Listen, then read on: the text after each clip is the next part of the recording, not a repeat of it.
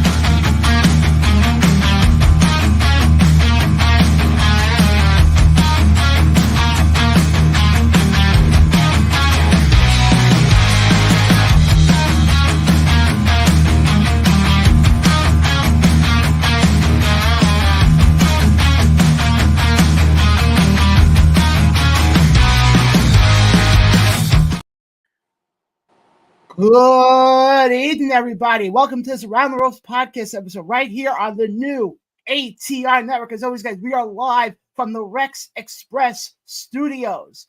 And always, guys, let me introduce to you my tag team partner. He is one of the best ring announcers in the Northeast. You just heard him this past weekend, either at Creative Pro or Wrestle Pro or VPW. He had a triple show this week. I'm surprised he's still sitting here right now. I'm surprised he's not like out cold or out, so to speak. Give it time. Also, if you live in the state of Pennsylvania and you need an ordained minister, he can help you with that as well. The one, the only, Ryan Peterson. What's going on, Ryan? Like you said, how the hell am I alive right now? That's sort of my question to you, buddy. Yeah, I don't know how the hell I'm alive right now. Because this is the first time you've done a three show weekend in months, right? It's been a while. Hey, thank God you don't have to do a fourth show. I've done those before. Okay, let me ask you this now. Actually, be bluntly honest now. What's you know what? Actually, let's say that when we do the indie talk. Okay. Because I think something big happened on Friday. Yeah, well, I definitely agree on that. We do have a comment coming in from our friends over at the Friends of the Squared Circle. What's going on, guys? Definitely go check them out. They are a great group of guys. But yes, Ryan, I think we saw a return on Friday. Pat McAfee. That's it. The greatest return of all time. But yes, guys, we are talking about the return of The Rock. And some guy named Dwayne. I don't know. Oh, they're working. Cough, cough. Sure. Working. Aren't we working right now, technically? Technicality, yes. But we're having fun, though. Sure. But before we get to what happened on SmackDown. Wait, hold on. Are you even live right now? We're live. It still says scheduled on the screen above me. Oh, we're live. Oh, okay. Just want to make sure. Yeah, we're live. We have like 5 people watching us right now. We're good. Oh, I'm so sorry for the 5 viewers. You're funny. Yeah. Before we get into what happened on SmackDown, let's first go into when Rock was on Pat McAfee's show earlier in the day. Let's start off with there. Oh yeah, because that was earlier in the day. Yes, he was on because Pat McAfee was in Boulder, Colorado, because apparently Colorado right now is the end-all be-all when it comes to college football. Mm-hmm. Because apparently Deion Sanders is the messiah of coaches. Some might say he's too sweet. Yes. Nice pun on that one. But he made a few interesting comments. Obviously, we can't play them for you right now because we don't have the ability to. But one of the things he talked about was his match that was supposed to happen. If you didn't see the interview, Pat McAfee asked him about last year's WrestleMania. Obviously, we all know WrestleMania 39 was in SoFi Stadium out in LA. Rock turned around and kind of made an interesting remark, saying how the match was actually supposed to be Rock versus Roman. They had supposedly come to an agreement in early 2022 and basically had 1 year to figure out how to get to that moment, and they couldn't get to it. Now, I know there's been a lot of people who have been saying this, Ron. I want to get your take on this, and then obviously get the take of the people who are watching. Do you think that was almost disrespectful? To a point, yeah. How so? Because basically he just, he kind of gave a bullshit reason as to why it didn't happen. Mm-hmm. I mean, why it didn't happen, not the real reason, which is, the writers are on strike and he has no movies to make. Yeah, that's a nice way to put it.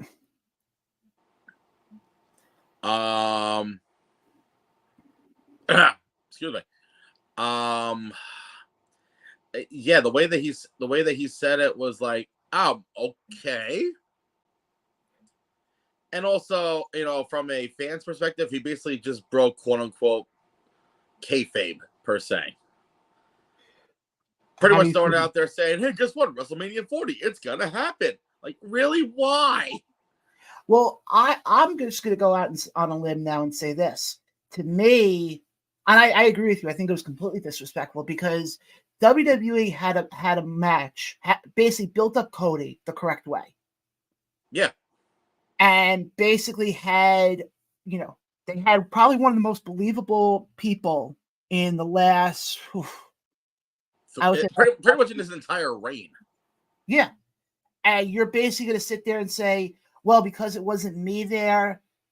But now it basically comes off as a consolation prize. Pretty much. And the thing I don't get now is, does Cody now legit turn around and if I'm Cody right now, I'm pissed off as a mule that Rock is back. I'm kind of curious as to what they're going to do with him. I don't think they would pull the trigger because I would think they want to keep him as a babyface. But if you want to bake him a heel, right now is your opportunity. Who, Cody or Cody? No. Well, I'm only saying that for one reason.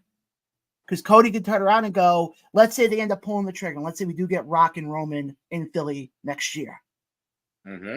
Cody can turn around and go, that was supposed to be my chance. I was supposed to be the one there. How come Rock comes in and who's a part-timer and comes in and gets the biggest spot where that should have been me? But why? But my question is, why would you pull the trigger on something like that, all from a business standpoint, over someone who is basically their close to number one merchandise seller, and also, quite honestly, one of their bigger draws? That's my whole thing is I don't think they would do it. If anything, I would love to see Rock turn heel, and I have the perfect way too. How? Because the way that I'm hearing, you turn Roman face. Okay. Because you know how it's been, kind of odd with, Solo doing things on his own. Yeah. Without, consulting Roman and whatnot. Mm-hmm. And it just so happens to ironically happen when The Rock comes back. Yeah, who's to say that the story they're going with Rock is that he becomes, the supposed leader of the bloodline. Roman comes back all pissed. They all turn on him, and then it turns into a face Roman versus heel Rock at WrestleMania 40. Yeah, but do you think realistically right now, though, the way Roman is, that they would turn him babyface? He could be like a Stone Cold face. I don't know if that would work, because I think last time he was a babyface, we saw how well that went for him. See, there's a difference, though. That was more like a John Cena-esque babyface. I'm talking about a Stone Cold face, where he can still be a good guy, but at the same time, he don't give a shit. Yeah, okay, that I can see. That makes a little bit more sense. Obviously, his verbiage has to change and whatnot, but he can still do the acknowledge me shit. Because whether you're a face or a heel, you can do that either way. Yeah, I just think. And his reaction, even though he's supposed to be the bad guy and all, the crowd's reaction whenever his music hits and whatnot is fucking insane.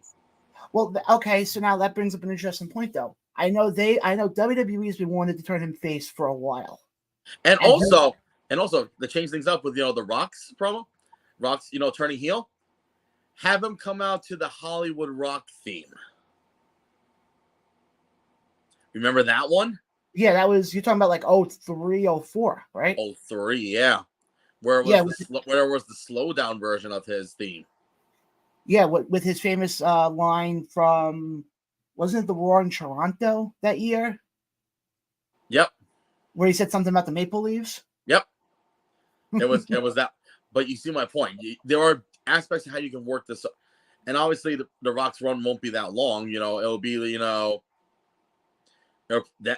probably Roman pinning Rock at Mania with, and then, have, the Rock, shake out his hand out of respect. And then we don't see Rock ever, and we don't see Rock again. Well, you also have to realize there's the other part of the whole thing where what's going to happen if the writer's strike ends early? That's also half the problem. Because damn well, once the writer's strike is done, Rock's going back to Hollywood. So that's half the thing right there. Unless he's really committed and waits until after Mania. I don't know, but to me, the biggest thing I will say is at this point, I think what he should have, I don't think he should have said what he said. That's, I guess, the biggest thing I'm trying to get at here. But on the flip side, though, let's say, with what they do with Cody, oh, okay. I'll pull up the comment in a second. Actually, I'll wait till we get to independent wrestling talk for the comment that just came up. Okay. Let's say the writer's strike ends early. Mm-hmm. Which who knows with the way from what I'm hearing now, the writer's strike, if it doesn't end soon, we may not have TV for the fall at all. Yeah, that's what I'm hearing too. Now, let me ask you this though: if it ends early and Rock does decide to go back, do you still pull the trigger with Cody at Mania? With him winning the title? Yes. Yeah. And I guess follow up to that is, do you see somehow Dustin or Goldust, however you look at it, get involved? No. You don't I have another theory though. Okay. Make Roman work double shot. How so? Face Cody on night 1 at Mania. Main event night 1.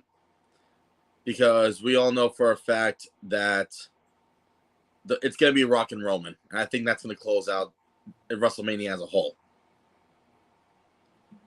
Have Roman and Rock at night 2, but on night 1, The Rock screws over Roman and he loses the title. Which builds up their animosity for the match the next night. Well, that I could see because, and I said this to other people in the last couple of days since everything happened, you don't need a belt for Rock and Roman. No. And I think that's the perfect way to do it. And also Roman can work back-to-back nights. He doesn't need to work once every 3 months. He can do it. Well, that's the thing is and I know everybody's going to say, "Oh, you have to have a title for the main event." Not in this position. Nah, you never really need a title. Perfect example when it was Roman and Undertaker, WrestleMania 33. We'll never talk about that match again, but that was never for a title. No, but was that main event though? It was. Oh, yeah, I forgot that was the main event. That tells you how long ago we're talking here. I forgot that was the main event. Yeah, you don't need a title for the main event. Hell, if you want to get technical, also look at AEW.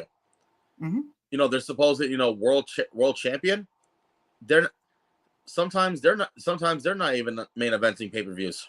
No, and I've said it for a while now because I remember we had this discussion last year. Actually, yeah, it was last year when Punk had first come back.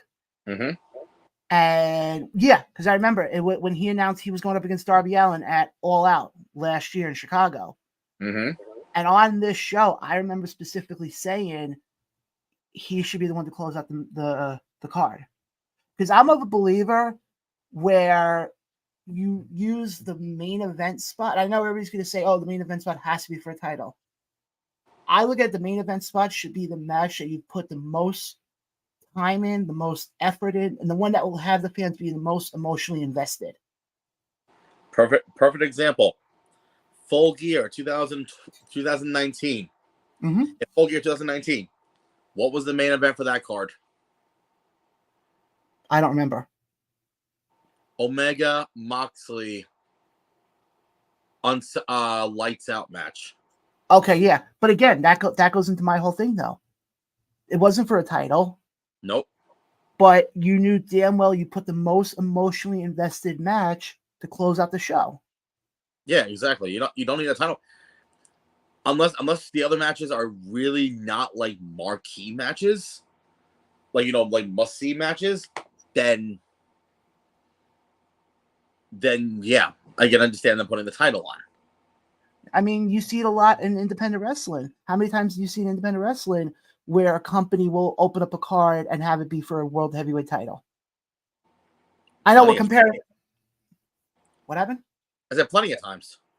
Great example. Last year, Pro Wrestling Magic with Kingdom Come. They opened the show with Danny Moff and Kerr for the title. I mean, yes, granted, I'm surprised the building was still standing after those two went at it, but my point is this. You don't have to have a title close out a show. Okay, great example. Mm-hmm. This past Sunday, Wrestle Pro. The main event was a tag team first blood match. Because it was, but also with that one, correct me if I'm wrong, wasn't that also because LSG and Moff have had a long rivalry so far? We'll talk more about that when we get to indie stuff, but again, that's another example. Mm-hmm. Oh, no, I completely agree, and that's where it comes down to. And you look at, and I think Rock and Roman, I mean, yes, granted, you've already sold out, I think, what was it, 91,000 tickets? 91,000 over 2 days, which is fucking impressive in my opinion. But the thing is, they haven't announced the match. And also, hold on, backtrack. Where's WrestleMania 40 this year? In Philly. You mean not in Chicago? No, that's AEW. Or Los Angeles? Or Florida, which is apparently a country? Yeah, just have Chelsea Green that one.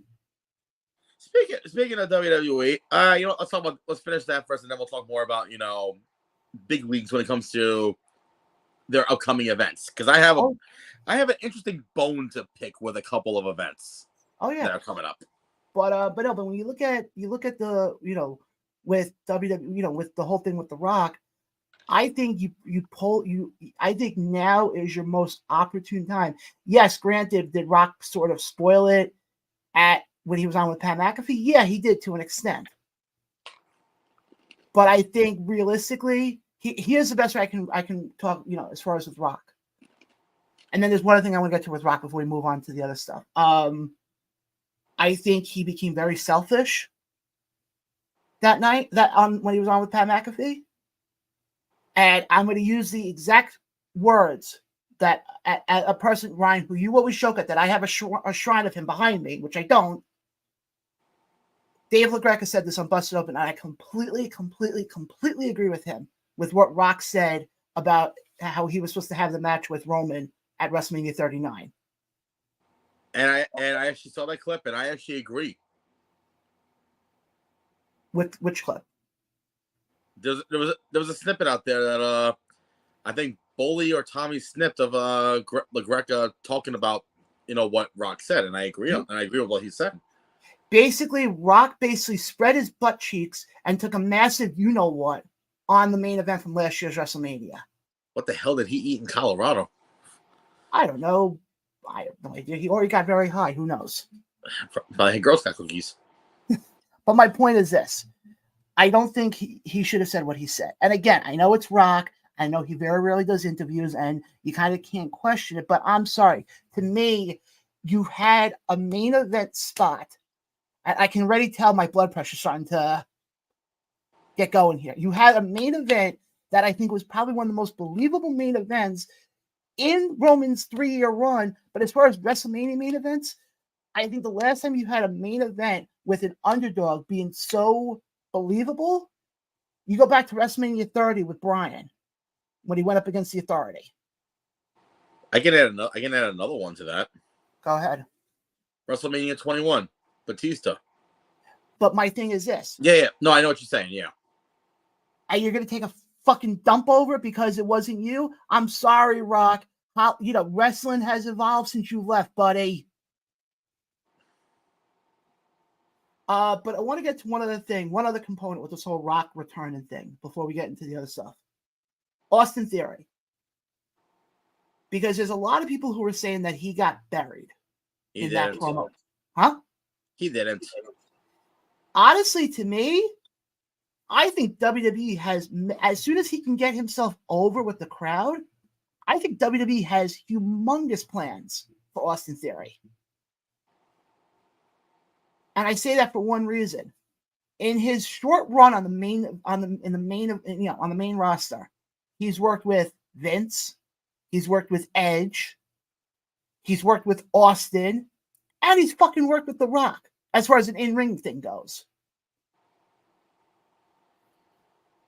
You can't tell me that WWE is going to put somebody like Austin Theory in that position where he's working with guys who are icons and legends in this industry because they don't have a plan for him.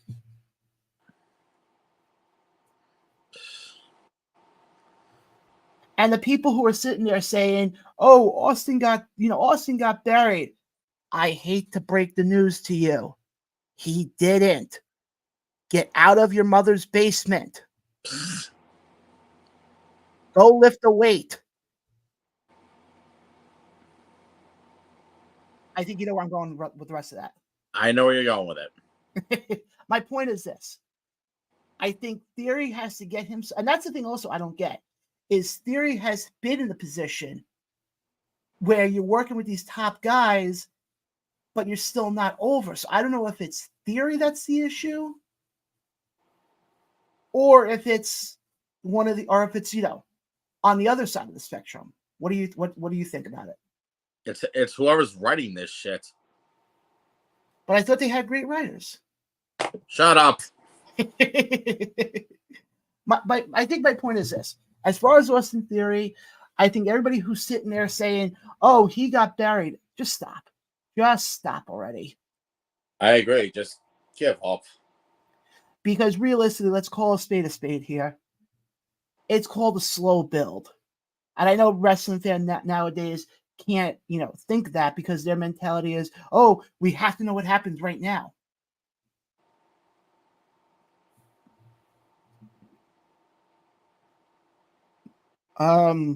Interesting. What? Hold on.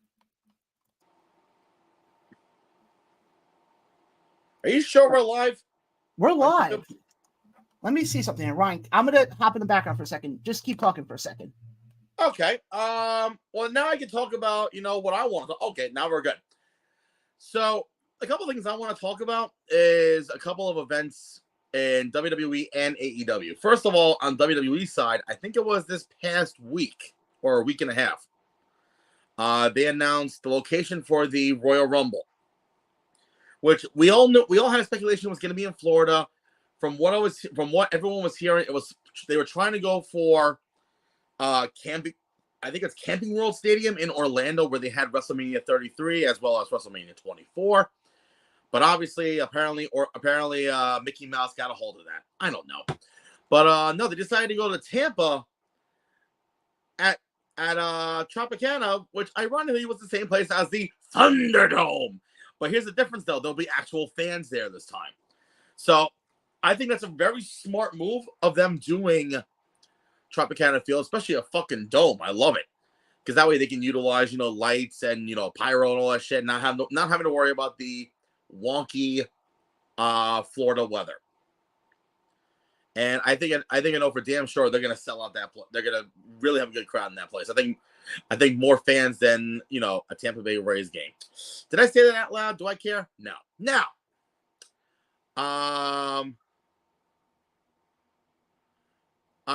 trying to think now.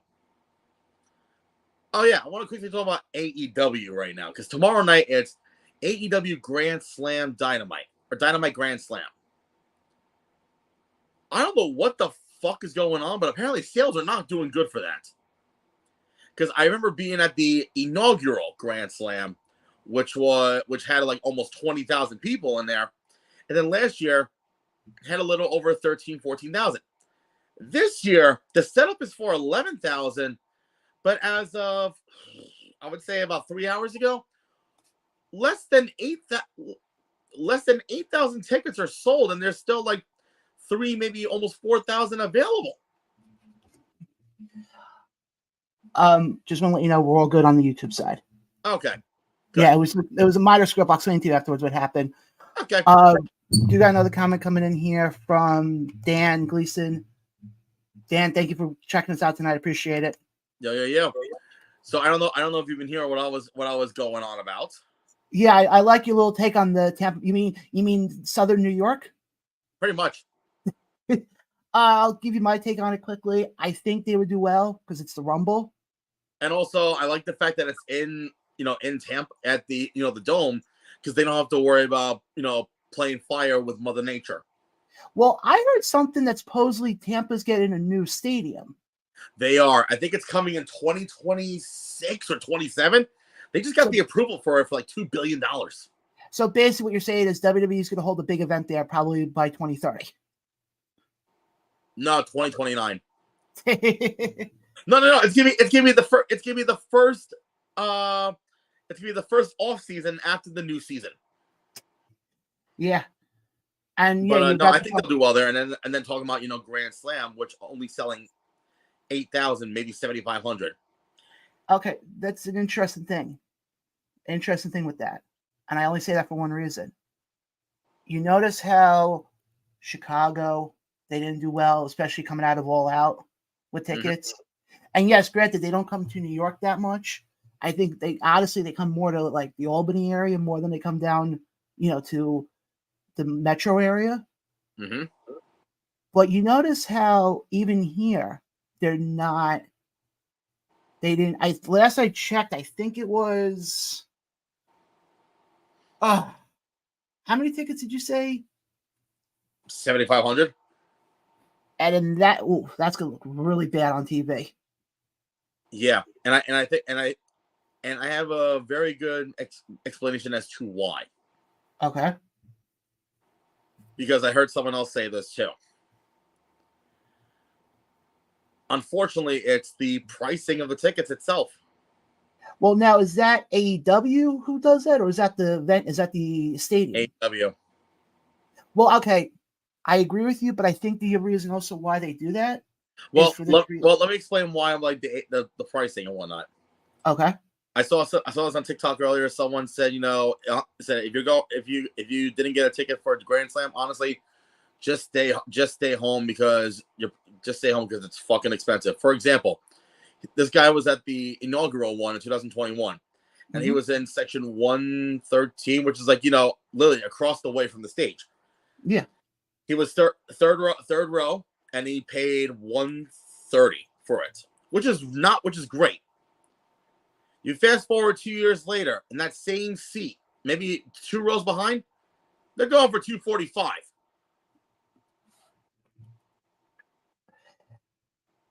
No, finish your point, because I have a theory to why they're doing that.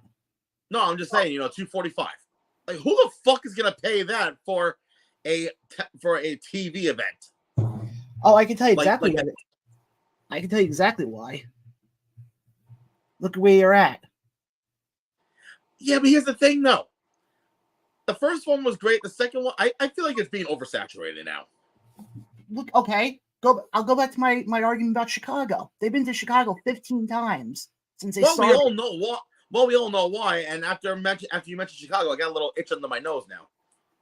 My thing is this: certain areas, because they've done so much in that area, the fans don't care. And I think also the problem is, somebody put this out on Twitter recently. Oh, Brian Solomon, who's a writer. I actually saw him when I was up in Albany back in the end of August. He made the comment. I sort of think he may be onto something here. Mm-hmm. That AEW needs to go back to doing smaller venues again. I told you that before. But other people are starting to say that, and he may have a point there when you think about it. It does, because first of all, it looks better on TV. Second of all, it's probably a hell of a lot cheaper, because I think that's the other reason why when they started doing Collision, they're going to these bigger arenas. Mm-hmm. I'm like, why? Because I think the problem is in their head. Like, I'll tell you right now, I don't think they should touch Madison Square Garden for another 5 years. No, absolutely not. Even though, hold on, I take that back though. The first time they do it, I think they would sell out in a heartbeat. That's it. Just leave it as is. But if anything, I want them to come back to UBS. I wouldn't have a problem with that. Because also, I think that's the other reason why they're not doing well this year. Getting to Arthur Ashe is a fucking trek. Yeah. Oh, that's half the problem. But I think. But here's the thing also. First of all, parking is $50 a car. No, exactly. We got another comment coming in here. Yeah, exactly. Bigger venues cost more. Yeah, that's what it comes down to. And I think realistically, and I get the fact why they call it, Grand Slam, because it's, Arthur Ashe. But I think, doing it every year the way they do it, I think you said it perfectly. It's getting out of hand. But now let me ask you this question. I can understand the first reason why the first time they did it because it was their first time in New York, and actually no, their second time in New York because they did UBS. Oh yeah, they did UBS and they said, we're gonna do Arthur Ashe. Okay, that's a huge historic moment. And then they kind of killed it with the second one, and now they're killing it with the third one. Let me ask you this: is AEW putting themselves in the position? Because not so much with the big venues. I'm not saying it in that perspective. Are they sort of putting themselves in a position where they are tiring out these territories? And what I mean is this. You look at what's happening with Grand Slam tomorrow in Queens. You look at what's going on with them in Chicago. These towns that they go to frequently are not doing so well. But then on the flip side, they announce that they're doing I think it's Englewood, California for Full Gear. Yeah, and that's sold, and has more seats sold than fucking Arthur Ashe. But that's my question to you: are they overdoing it? Because you know what it is. Also, they're going to the same places consistently. But that's my question. Do you think they're old? Do you think instead of doing Grand Slam every year, or doing Chicago every 8 seconds because it's Tony Khan? Are they putting themselves in a position where if they don't start going to other areas, that they're going to run themselves into a big problem? And this is a problem. Yeah. No, go ahead. No, I said, yeah, they are. Yeah. And Steve commented on here. Let me bring up Steve's comment quickly. If you go to a stadium, they have you pay rent, and the other. That's also half the problem. I think it's also you're dealing with from the venue, and Arthur Ashe ain't cheap. Nope. But especially since that is a seasonal venue. Oh yeah. Okay, but here's my thing. I'm surprised. I'm surprised. Honestly, they haven't done Yankee Stadium yet. They haven't done good old Citi Field yet. They can't. That's the problem. Why can't they? Because they gotta worry about the MLB with the ML pussies. I mean, the Major League Baseball players. Okay, I'm saying off season. You can do that. You're gonna do a show outside in October where it starts getting cold. The way the weather's going right now, who knows? No. Okay, let me backtrack. I'm not saying you have to do a show in October at Citi Field or Yankee Stadium. Why not March? That's even colder. Not real. I'm talking end of March. That's still cold. Okay, what about I'm trying to think here. Oh, I got another comment coming in here from Steve. Let me just read this comment quickly. Doesn't matter for seasonal, they would still have to pay for all that even. Yeah, okay, I get what you're saying.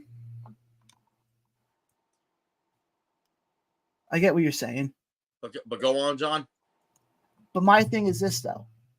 It would be different.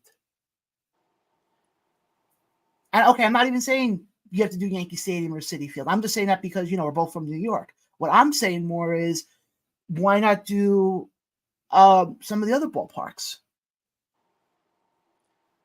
To be honest, also, I don't think AEW has that big of a fan base to knock that off yet. Yeah, but then here's the problem. Then they're going to shoot themselves in the foot, because if they keep going for these bigger venues, I think honestly the problem that they're running into is they went too quick. Yeah, they went too quick. And the problem is, with how quick they went, all of a sudden they saw success one time. They're like, well, let's do this 27 more times. Exactly.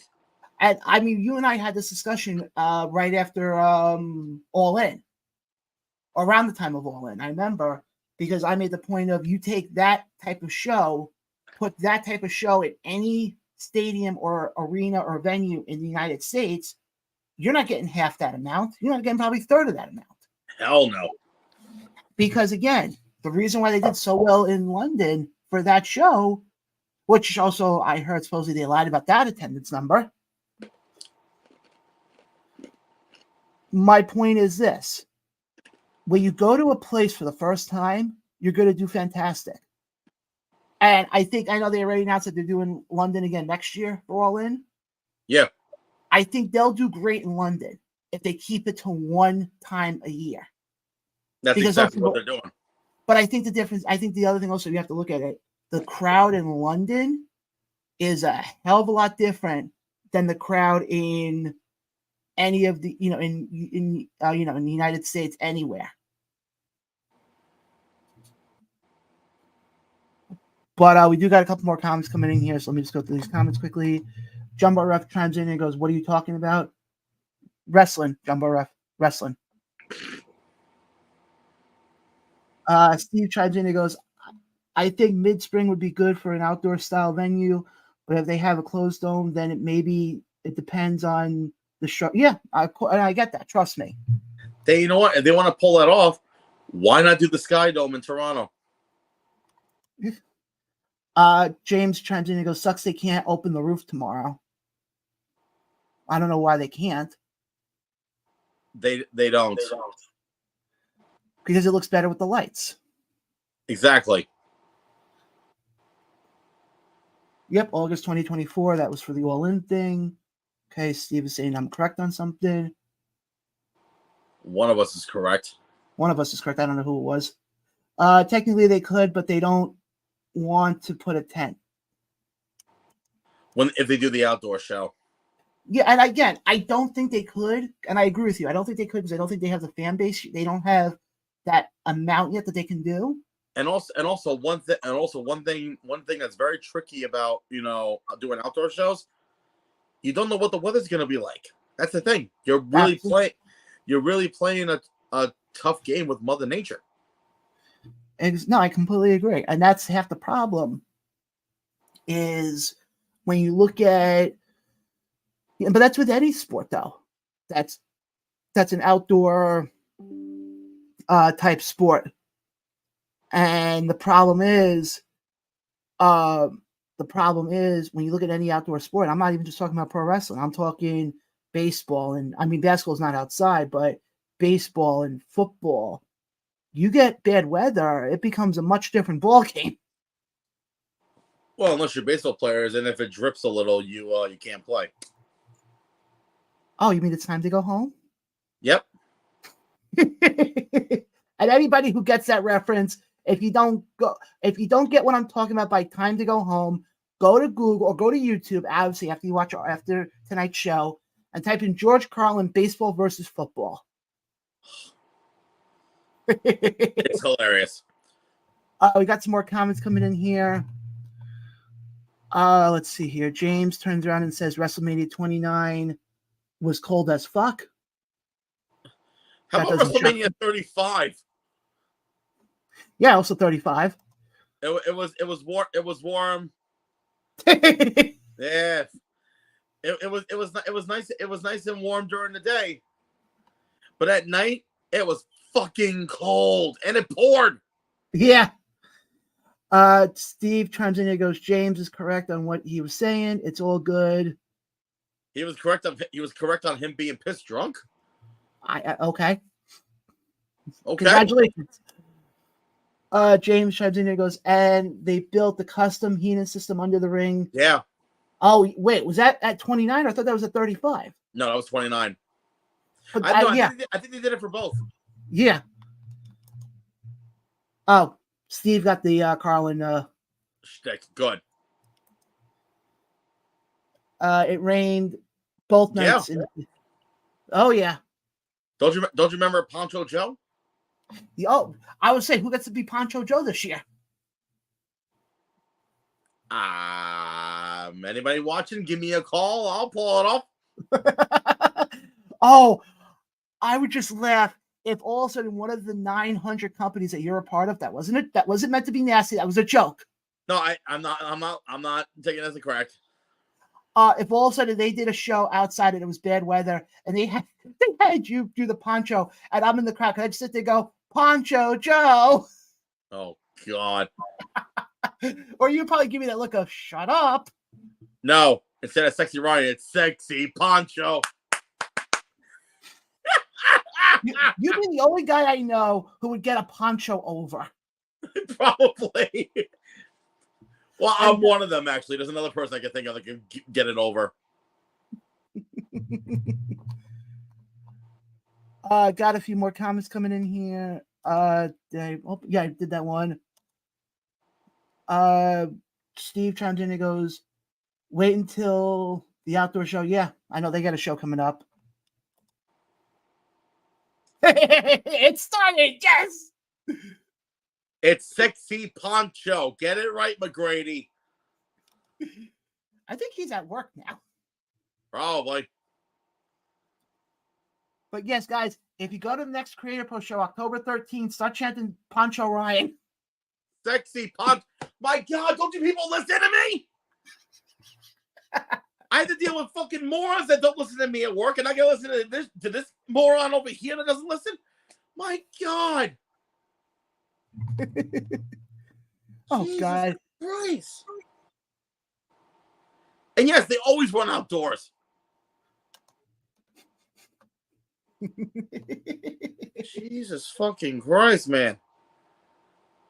I'm just doing it to bust your chops, dude. I know, but you don't listen. I do listen. I have selective hearing, though. Yeah, I know. And the selective part is whenever I talk, you turn your brain off. What'd you say? Exactly. I'm busting chops. No, my thing is this, though. When I don't even know where we were going with this. Something about doing outdoor shows. Yeah, but I completely agree. But that's my thing, though. Is you look at with AEW. Like I said before, I don't think they should touch the garden. I don't think they should touch the garden for a long time. Unless they do a massive dual event. Okay, why not? What are you doing? You're doing whatchamacallit? You got a Wrestle Dream coming up in October, I think. Yeah, in Seattle. Well, they're going to sell it in Seattle because it's the first time they're in Seattle for a pay-per-view. No, it's not. Oh, for a pay-per-view, yeah. Yeah, for a pay-per-view is what I'm trying to say. Hold on, what did...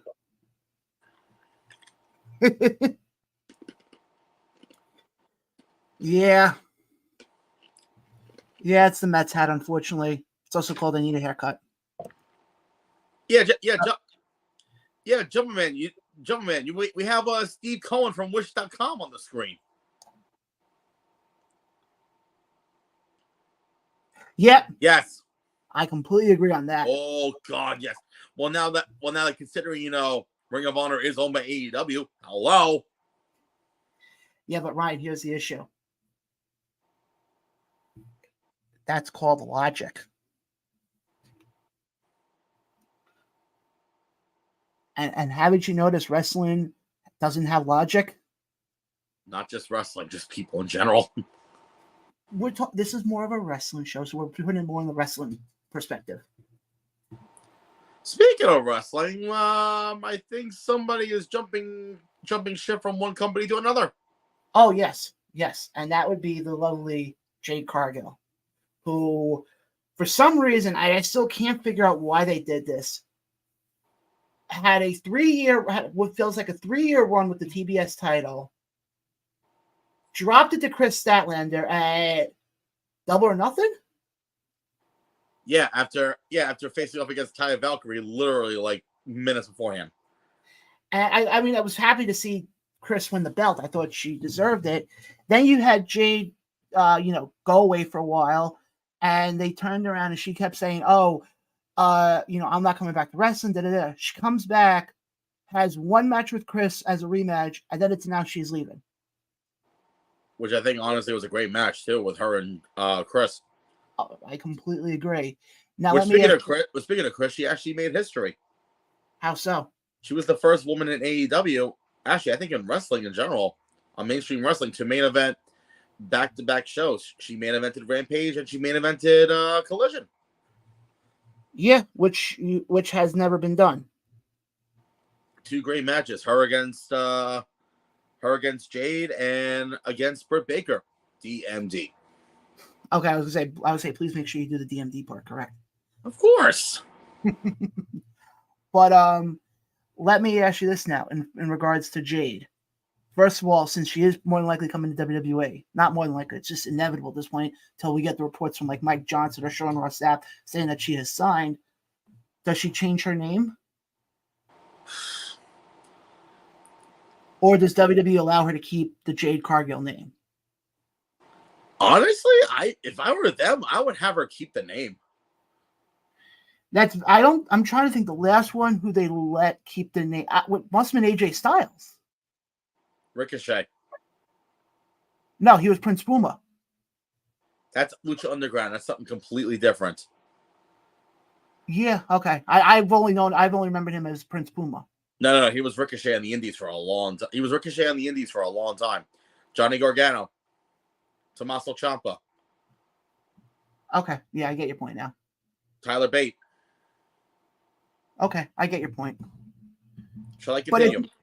No, I get your point. It's not as much though. A lot of times they make you change your name. Not as much. Yeah, exactly. Exactly. Not like what it was. Oh God, like what it was used to be back in the day. Yeah, I mean that's why I said AJ, because that was the last one that dawned on me, who was able to bring his name over.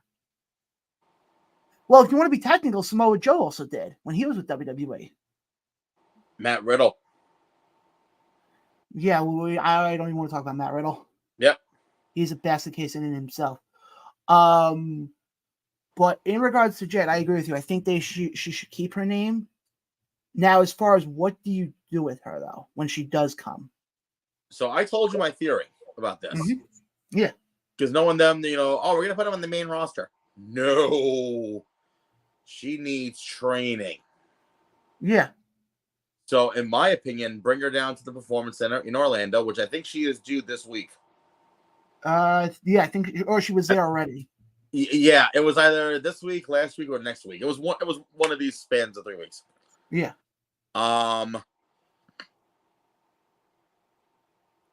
Obviously not going to do it, unless somehow they do like one final premium live event in 2023. Mm-hmm. Because Becky's not holding the title long. We know that. No. So, and I think you brought it up too. Why not pull what they did with how apropos her husband with WrestleMania 38? Yeah. Have her, say, you're putting it, but you want, we're putting you in a match at such and such, but you won't know who it is until the day of. Yeah. No, I completely agree. And then have her lose the title on her debut. Yeah, no, exactly. I just want to go through some of the comments here. I forgot. They do have Hammerstein. If anything, I can see Tony Khan pulling Ring of Honor in there. Yeah, that I can. I'm surprised they haven't done that in a while. Yep, finish her contract. Well, I think her contract did expire. I think it did. I think it ended on Thursday. Yeah. Thank you. I was just saying that, Jumbo. And then have her, go on, a nice little 4 or 5 month reign down there. Yeah, totally. And then wait until after WrestleMania to start something fresh. And I have the perfect idea. Okay, who? You notice what's going on SmackDown right now? There's quite a few things going on. With 3 individuals. Who? The Street Profits and Bobby Lashley. Oh, yes. Hurt Business 2.0. Exactly. Who's to say that they can throw in not only Bianca, who is Montez's, wife, but also after WrestleMania, why not introduce Jade? I think that would be perfect. Because the week after WrestleMania is technically their fresh new season. No, I come have her. That's where you always get the big debuts. Ryan, in case you wanted to know, Steve has a lot of pictures from Wrestle Pro. Oh, okay, cool. I'm going to go through some of the other comments we got here. I don't know. Oh, and Jumbo Ref was also mentioning some other guys' names as well. Samoa Joe, like we mentioned before. I forgot Trent was in WWE. Everybody did. That was like what? Mid 2000s? 2008, 2009 for like a cup of coffee. And then he agrees about the NXT thing. Yeah. Honestly, it would be ideal because if you put her on the main roster, what the fuck are you doing then? Well, that's my thing. I read something before that they want to bring her onto the main roster and have her work with Charlotte. I think that would be the worst thing you could do. Why? Honestly, I think right now, if you look at somebody like Jade in the position she's in, I think realistically, you put her against somebody like, and I said this to you offline, you put her against somebody like, you know what, you can work with her you can have her work with Charlotte, but how about do it as a one-off at NXT? Yeah. James chimes in here and goes, God, I can't even. Yeah, I could see that. And speaking of the main roster, no, absolutely not. No.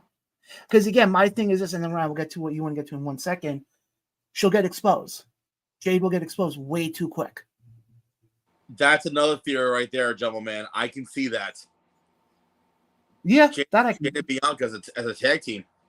Yeah, and I can but I think as far as bringing Jade up to the main roster this quickly, no.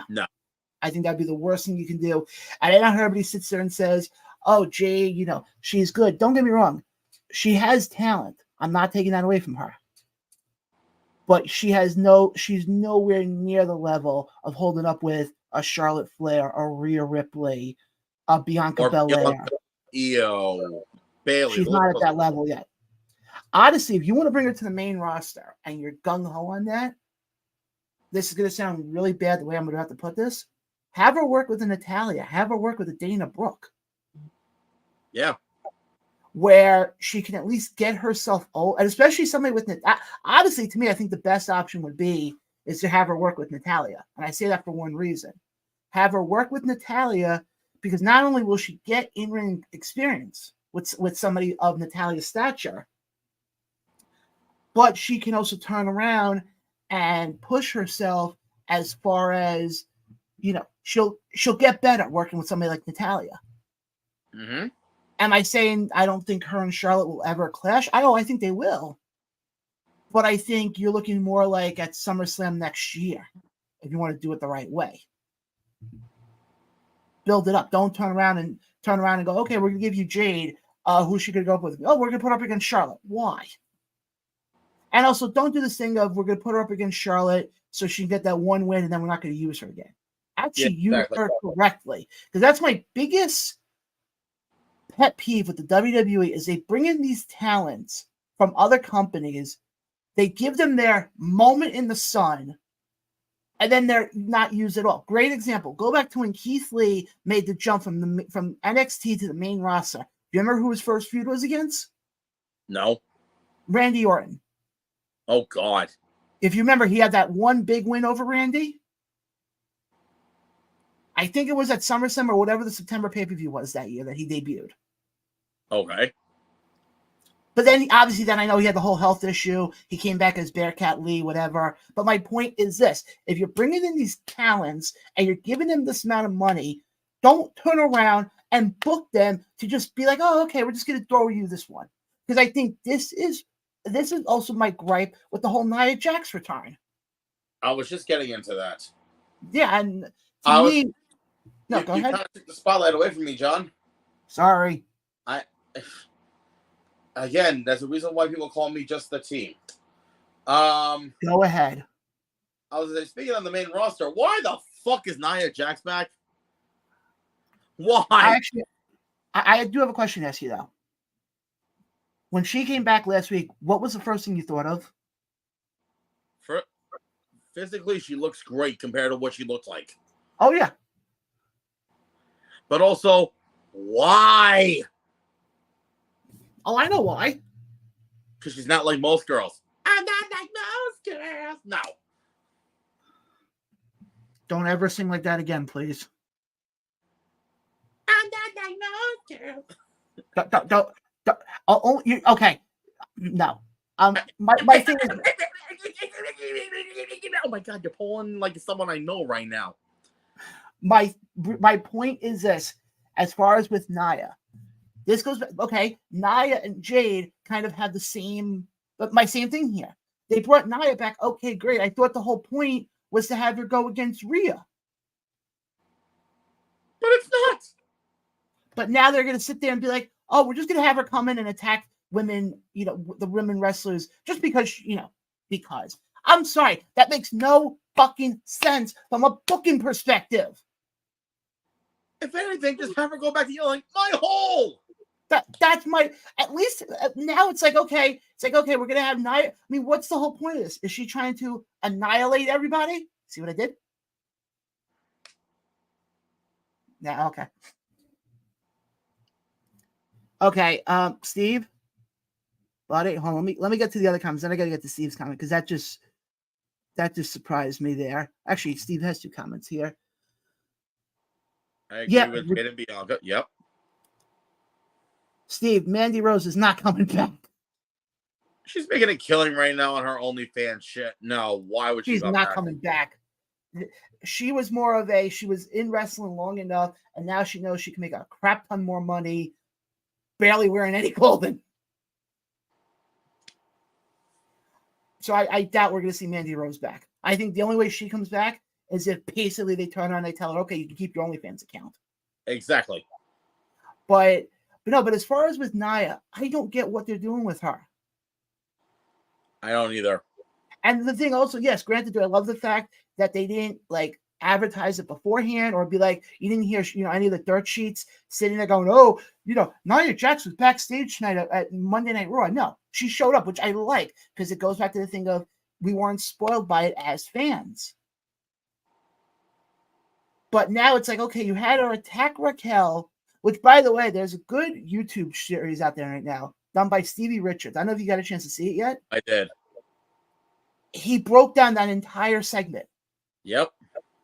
And I like the fact how he mentions with the Samoan drop that she did to Raquel. That move got very dangerous. It did. But then, to me, you had her come in and do the bonsai drop to freaking Rhea. I mean, I know Vince has gone senile, but does he think Yokozuna came back? I mean, seriously. I mean, this is the guy who still thinks that, the Addams Family is still on TV. That's a nice way to put it. But, again, guys, appreciate everybody watching tonight. At 9:30, we will be joined by your current Win World Heavyweight Champion and one of the participants in the 8-person tournament being done by Dynasty.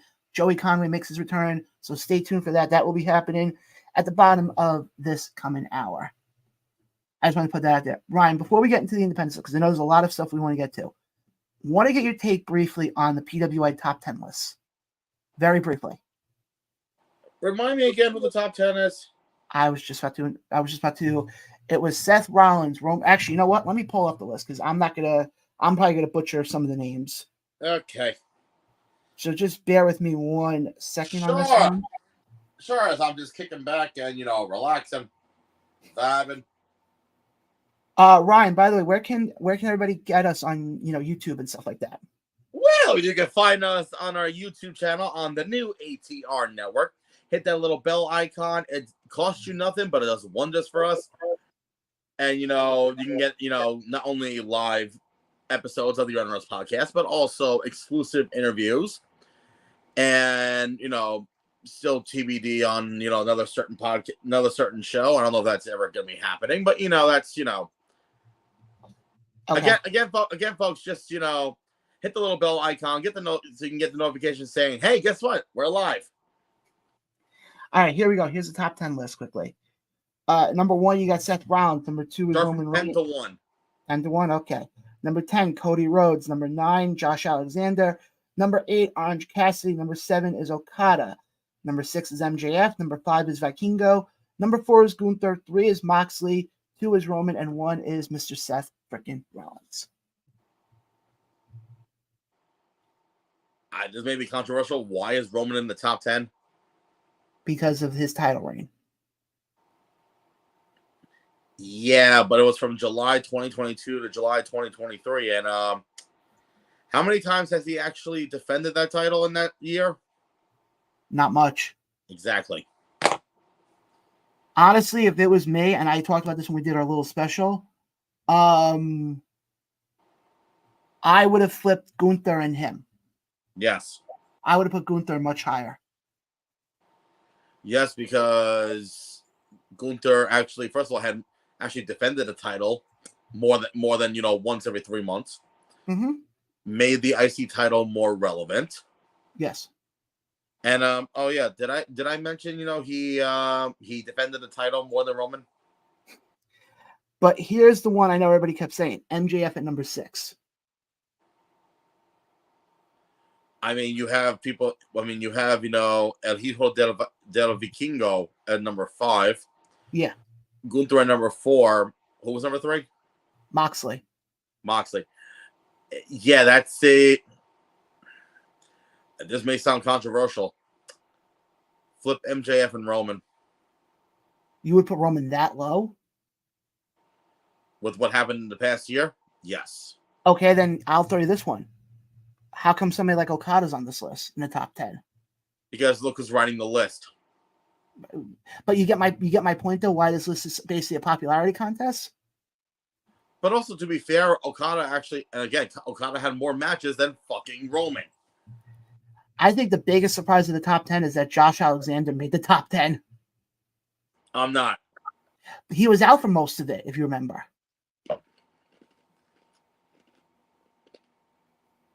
He had the injury. Yeah, but then he came back like 4 months later. He just came back recently. I mean, he got injured at the end of the year. Yeah, but that was still a chunk of this time period, is what I'm saying. But again, he defended the world title more than Roman. Okay, then how come somebody like Cody's in the top 10? And he was out for because Cody actually had decent fucking matches. And here's the funny thing, also. And wrestled more than Roman. And pretty much everyone in the top 10 wrestled more than Roman. They actually did have one woman on the list. Remind me again who it was. Masha Slamovich at number 15. That is believable. And here's the funny thing. You know who the first independent guy on here? You're going to laugh. And I know a lot of these guys do the independent scene, but I'm saying the guy who's mainly independent. Oh. Your buddy Cardona. Oh, yeah. Number 31. Oh, God. Apparently some guy named Jake Lee, who I still don't know who the hell he is. Sounds familiar. Apparently, here's one thing. Jake Lee got number 23. Here's who Jake Lee beat out, okay? Chris Jericho, Kenny Omega, Drew McIntyre, Takahashi, and Adam Page. Interesting. Then you have another guy in here, Green Guerrero. I have no idea who the hell that is. My assumption is another independent guy. What was the name again? Green Guerrero. Gran. I have no idea. Probably someone from Mexico.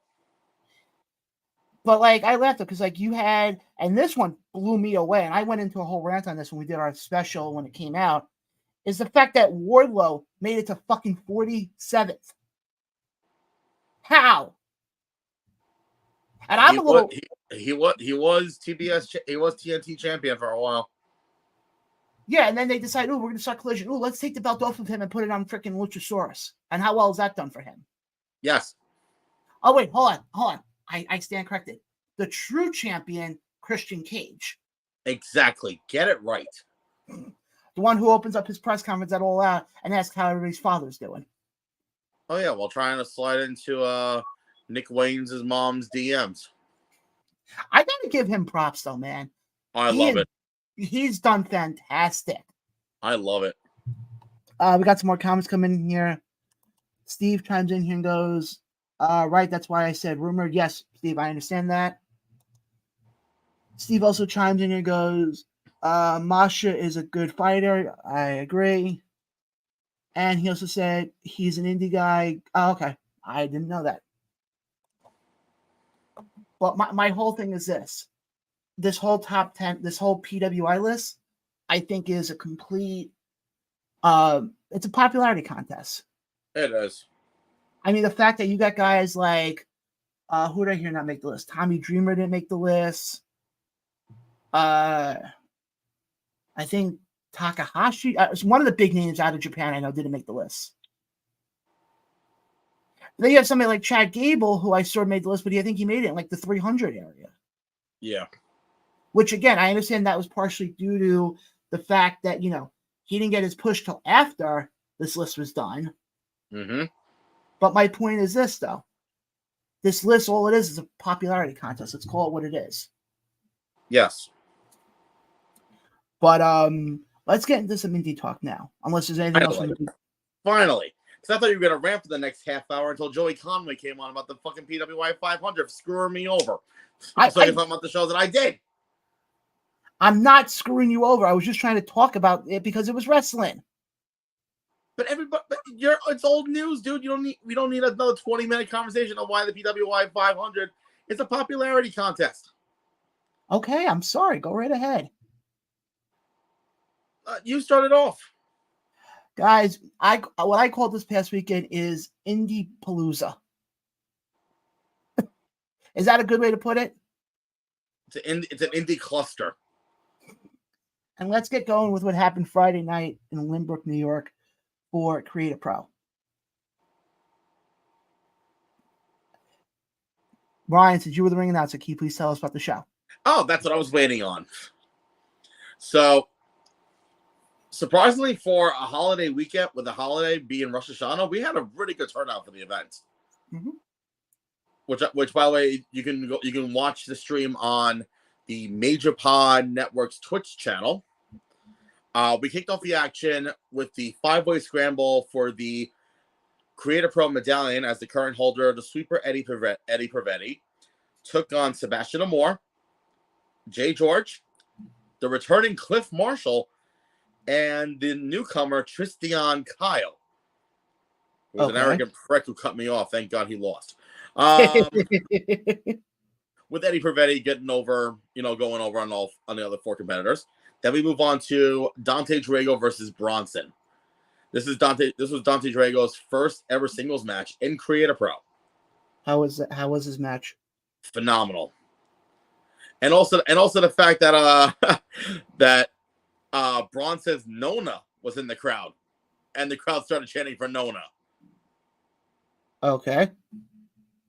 Nona from Italy. Oh, okay. How was his performance? Oh, Bronson? No, Nona. Nona's a female. Oh, okay, never mind. Again, folks, this guy doesn't fucking listen. Selective hearing. Go ahead. Sorry, I'm not a tall, dark-haired woman. Asshole, go ahead. So, after that, history was made history was beginning as it was the first round matchup in the Creative Pro Women's Championship Tournament. Mm-hmm. As the answer to your prayers, Ariella Nix took on your homie, the Nomi Gabby Forza. Gabby Forza does a schoolboy and pins Ariella Nix. But mind you, Ariella is the general manager of Creative Pro. So as I'm making the announcement, here comes, Ariella's little bitches, Fitzpatrick and Jay Macias come in, almost choking me out, grabbing the microphone, and let's just say Ariella Nix pulled a smart Mark Sterling by saying, no schoolboy pins, no schoolboy pins. restart the match. So they restarted the match. They did a little, submission hold. She tapped out. And as I'm doing it, here comes the bitch boys again doing it, saying, almost choking me out. No schoolboys, no submissions. Has to be a clean pinfall. And in the end, Gabby Forza still won. after spearing Pat Fitzpatrick's pretty much hat almost into the fucking first row. Then after that was, I'm trying to remember off the top of my head.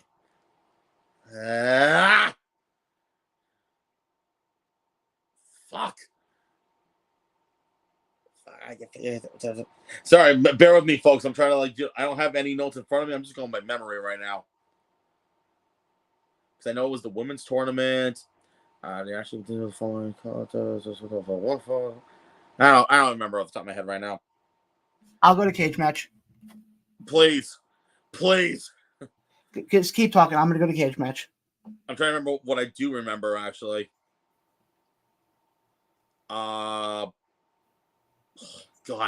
For the Creative Pro Tag Team titles, it was the Midlife Express, which is CPA and Kevin Tibbs, took on the Birds of the Sun, Leo Sparrow and GKM. Great tag team matchup with Midlife Express winning. Oh, now I remember what was next after that. It was a tag team match between the odd pairing of Steve Somerset and Phil Cardigan taking on Adrenaline Express. Okay. Yeah, I have the matches. What's up? I have the matches right here. Where Adrenaline Express came out, VSK said on the mic beforehand that he is throwing out the challenge to Midlife Express for a rematch for a shot of those tag titles again at the next event, which I'll get into in a bit. Mm-hmm. Before that, it was a pretty much an appearance match by Vargas as he defeated Nick Robles. And then as he's beating them down, Nick Robles, here comes the bitch boys again. But all of a sudden you hear familiar music. Oh yeah, it's Bronson.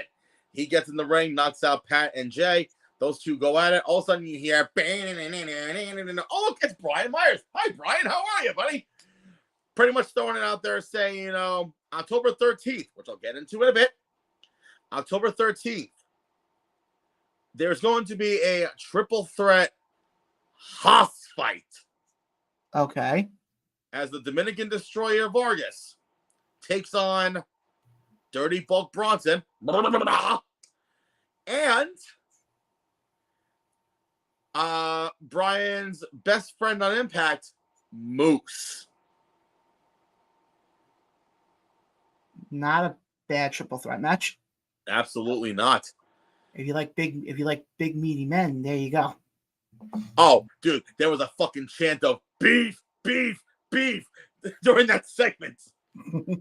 I'm like, oh my god.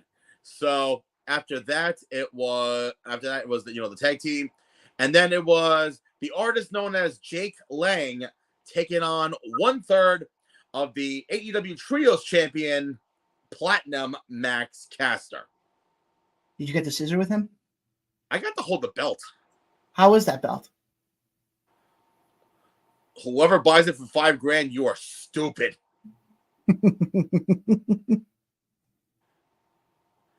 I was at a show the next day, and someone mentioned $5,000. What do you get? What do you get? Do you get dinner and drinks with them for free or something like that? I'm like, nope.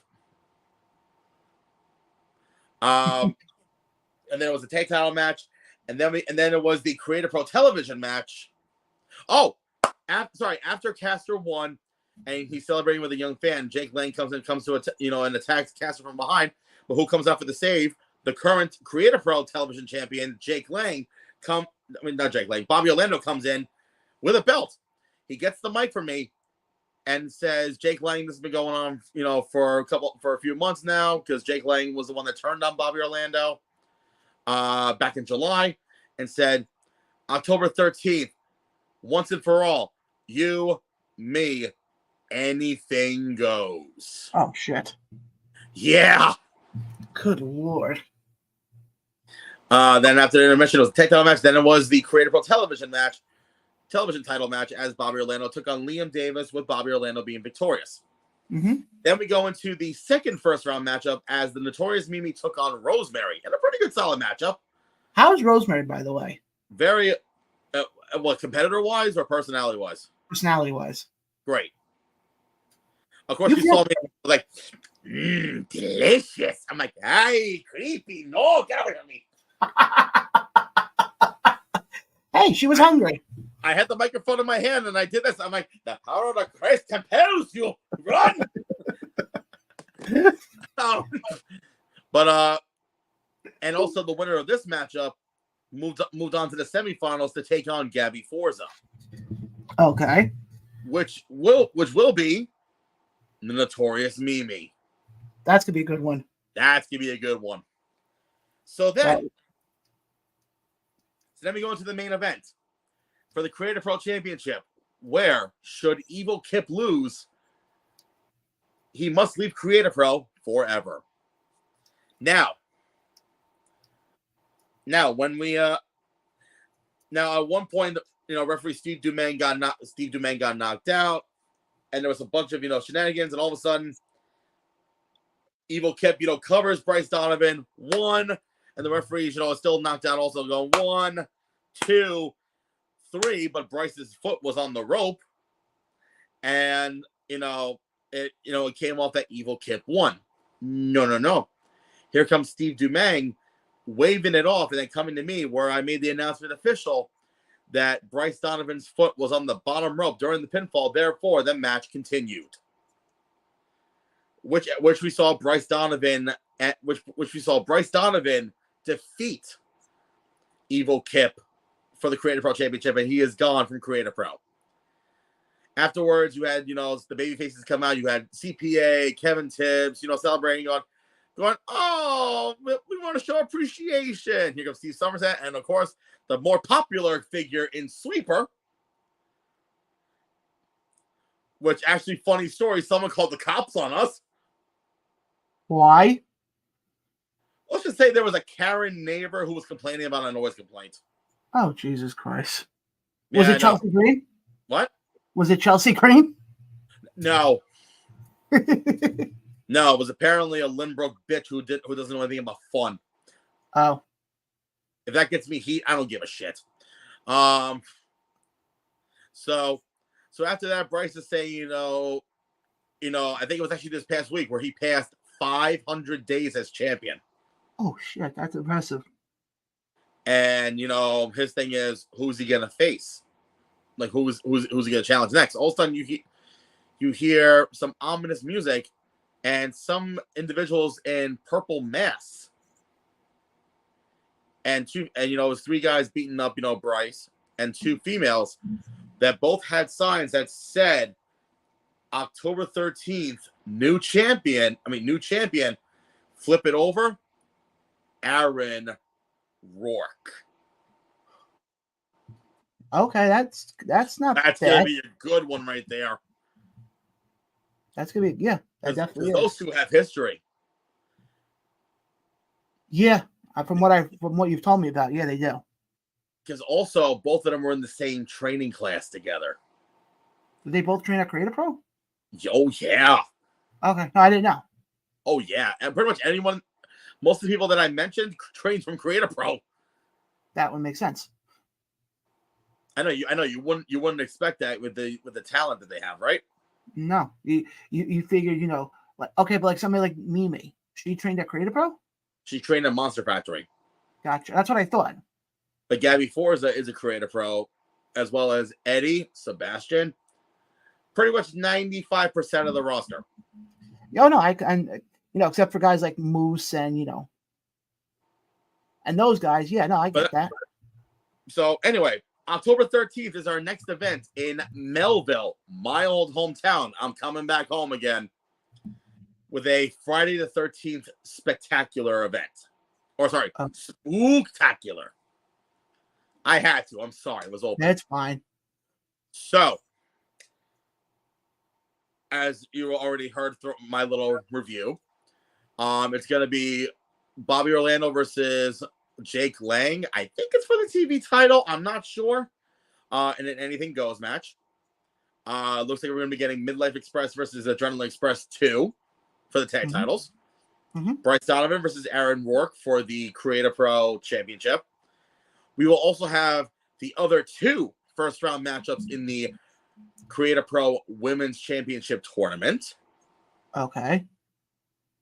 Also, it's the return of the Halloween Costume Rumble match, which for those that don't know, it's mainly a Royal Rumble match where each individual is dressed up in Halloween costumes, and whatever is on them, even if it's like, a plastic, nunchuck, it's legal. Oh shit. It's fucking great. Let's see what else. Oh yeah, we also have the homicidal, suicidal, genocidal, death-defying Sabu coming in. And coming home to Create a Pro. We mentioned it earlier on the show. Is the current TBS champion, Chris Statlander. Okay, and let me ask you, as far as with that, is that going to be similar to what it was with when MJF did his coming home thing? And from what I heard, she will be in action. Against who? I do not know. It may be against our guest who's on with us right now. Joey Conway? No. Actually, Ryan, I was going to say, since you are the ring announcer, would you like to introduce our guest? Why, certainly. Hold on. Swallow. Asshole. Ladies and gentlemen, boys and girls, and whatever you are, it's 2023. Who knows where people are? Our guest at this time, for all know, he could be a cucumber. I don't know. Anyway, or a squash. Anyway, folks, our guest joining us at this time, you may have seen him in some places called NYWC and Dynasty Pro Wrestling. And oh yeah, he is the current Wrestling Is Now heavyweight champion. Please welcome the cause of it all, Joey Conway. Whoa. What's up, guys? What's going on, Joey? What have you guys been up to? Oh, just talking wrestling. What else is new? Same old, I guess. But how have you been? I'm great, man. I'm great. Keeping busy, having fun. Isn't that all we can do right now? Shit, yeah. Shit, yeah. Well, let's go. I want to go back a little bit because obviously you are the current World Heavyweight Champion. Yes, sir. I want to talk about that 10-man, whatever you want to call it. 10-man championship match? eliminator or something. Sure. Yeah. What were your thoughts in that match going up against 10 guys who, honestly, we said this before our show, I thought any of you guys could have won that belt, if I'm being completely honest right now. Yeah, but only one person did, so. Exactly. You're one of my top choices, just saying. Yeah, I was top 10. I know. No, top 2. It was either you or Papadon. Nice. Well, that's perfect. Yeah. Me or Papadon would have worked fine. And fortunately for me, I came out with it. That match, man, the match was real weird. I didn't get notice of really what the match was. I didn't like learn the rules until like we got to the building. We had to figure out what the match was going to be. And it was rough. It was hard to do because there's so many moving pieces, but it was kind of fun, man. It was like an exercise in like doing shit outside the box. So it was kind of cool in that regard. We kind of got to create something, if that makes sense. Whether it was good or bad, who still made it. The part I laughed at with that match was after I think that match went over an hour, if I remember correctly. I think so. Oh God. I think so too. And then I had to wrestle again. Yep. Well, we're gonna get to that in a second. The biggest thing I remember with that was afterwards, Papadon doing a 20-minute promo right after. Yeah. He's a big talker. I love him. No, I love Papadon. He's literally one of my top favorites I've ever worked with in my career. Damn, man. He really in the last few years, he's really like taken me under his wing and really helped me. He helped me out like a ton, man. I can't even, put up enough props to that dude. He didn't have to. but I guess he saw something in me, and he's been doing this for a million years. So like, shit, hell yeah, like that to have somebody like that like look out for me a little bit. That's pretty cool. So having him in that match is kind of cool too, though. So that's another story. Well, how far in advance did you know that you were going to have that second match? Dude, I found out in the ring. Oh shit!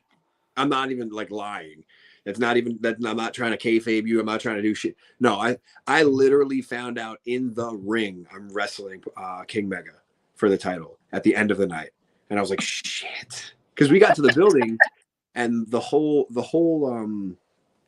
show was built around the 10-man, and we get to the building and we find out we're first on, and we're like, that's weird to do that, but hey, I'm not going to argue with it. That's going to be cool as hell. You know, you put your main first, and then you got, you know, SAT going off. You got the whole card is insane. So any match could be main event. So why not start off with the main match? So I was like, oh, maybe kind of be cool. Like, let's see how this works. You know, you try stuff out. Then I found out why, because the actual main event was me defending that championship against King Mega, and I was like, oh, son of a bitch. Now have you ever faced him before? Mega? Yeah, but only in tag matches. I faced him like 2 or 3 times in different tag matches. Okay, so this was your first singles match with him. Yeah, for real. And how was that? How was that experience? Because I know he came out of NYWC. Like, I think he was like one of the original OGs, I think, in that place. Absolutely. And of course, you know, you're one of the mainstays over there. So it kind of felt like a little NYWC collision in Jersey. Go figure that out. It was cool because of who it was. I have like an insane amount of respect for King Mega, man. He's another one that, like, he didn't have to help me out, but he helped me along the way. Even when I was a little shithead back in the day, he wouldn't help me. You know, he would help me out rather than a lot of other people wouldn't. So it's kind of cool that he came and answered that, or challenged me. He didn't even answer anything. He just showed up.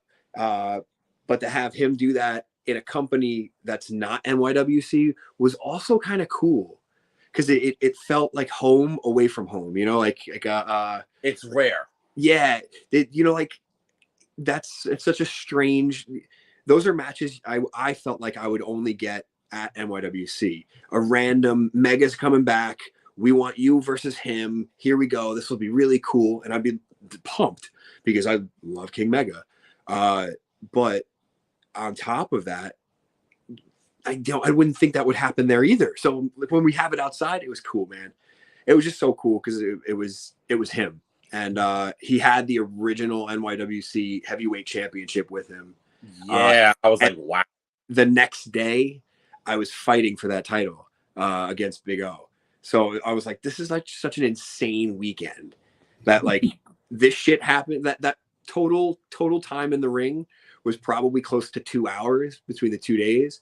But that was worth it, man. For real. And not to add on, but the air wasn't working properly in that building. No, it was real hot in that building. I didn't realize, because we were coming up from downstairs where the air wasn't terrible, but then you have to walk through like a stairwell, and it's, you know, then it gets hotter in the stairwell. It's always hot in the stairwell. So when you walk. You should have figured it out when I'm sitting there drenching, almost passing out on the fucking ring in the beginning of the show, knowing how hot it was. Dude, once I got in the ring, I was like, man, I'm already sweating. It's not like an outdoor show. Like, I think you were still in character. You leaned over and go, it's fucking hot in here. What the hell is this shit? Yeah. Yeah, I probably did that. I'm not gonna you did. I have no idea. I have no control over what I say in my matches. Not one single word that comes out of my mouth do I have control over. Whatever comes out, comes out. It's going to be ridiculous every time. Now, speaking of matches, technically that was your first defense with Mega, but now I want to talk about your second defense against someone who apparently suffers from amnesia sometimes because he constantly yells out his name in PJ Savage. Yeah, that guy. And, you know, that was the same show where the mic kept cutting in and out, and I fucking threw the mic at the DJ. Yeah, I don't know what was up with that, but that was that wasn't my shit. That wasn't my shit. So because my actually works. I'm sitting there ready for a title match, main event heavyweight title match, and just what the hell's going on over here? It just kept cutting in and out. He just throws the mic. He's like, F it. I'm just gonna do this without it. I was like, nice. All right, here we go. I remember seeing you and Savage's face going, okay, now we're doing some real shit right now. Yeah. All right, we're gonna ad lib it. We don't know what we're doing anyway, so let's go. Well, what I remember with that was when, and folks, if you missed it, Ryan, who usually doesn't curse when he's ring announcing, Yeah. at that moment you hear him turn around and go. First comment he says is, to any of the kids in the audience, I apologize for what I'm about to say. And I'm sitting, I'm sitting all the way on the side. I'm sitting there going, oh shit, what is he about to do? Because I could see it in his face. I could see it in his face that night. He was getting pissed off. Was it happening all night, or it was? Okay. Also, the guy was not listening. Oh, because he thought he knew better. Just saying. But I remember his radio thing. But I remember sitting there, and he goes. All of a sudden, I hear him turn around and go, "Fuck it, I'm doing it without a mic." And I'm like, "What the hell did he just say?" Yeah. That's why I gave the warning beforehand. I was standing in his face, like in his face, when he said it. I went, "All right, cool. We'll do something about this," and it worked. I was gonna let you go for like one more second, and then just shove you out of the way and introduce myself, and then, but you saved it. You're damn right I did. But what were your thoughts going into that match with PJ? That is, I don't know, the third or fourth time I fought him this year. Yeah. We've fought in Puerto Rico. We've fought in that building. Like we've gone to war, man, in multiple different. He was in that 10-man or 9-man, whatever it was. Whatever that cluster was. Yeah.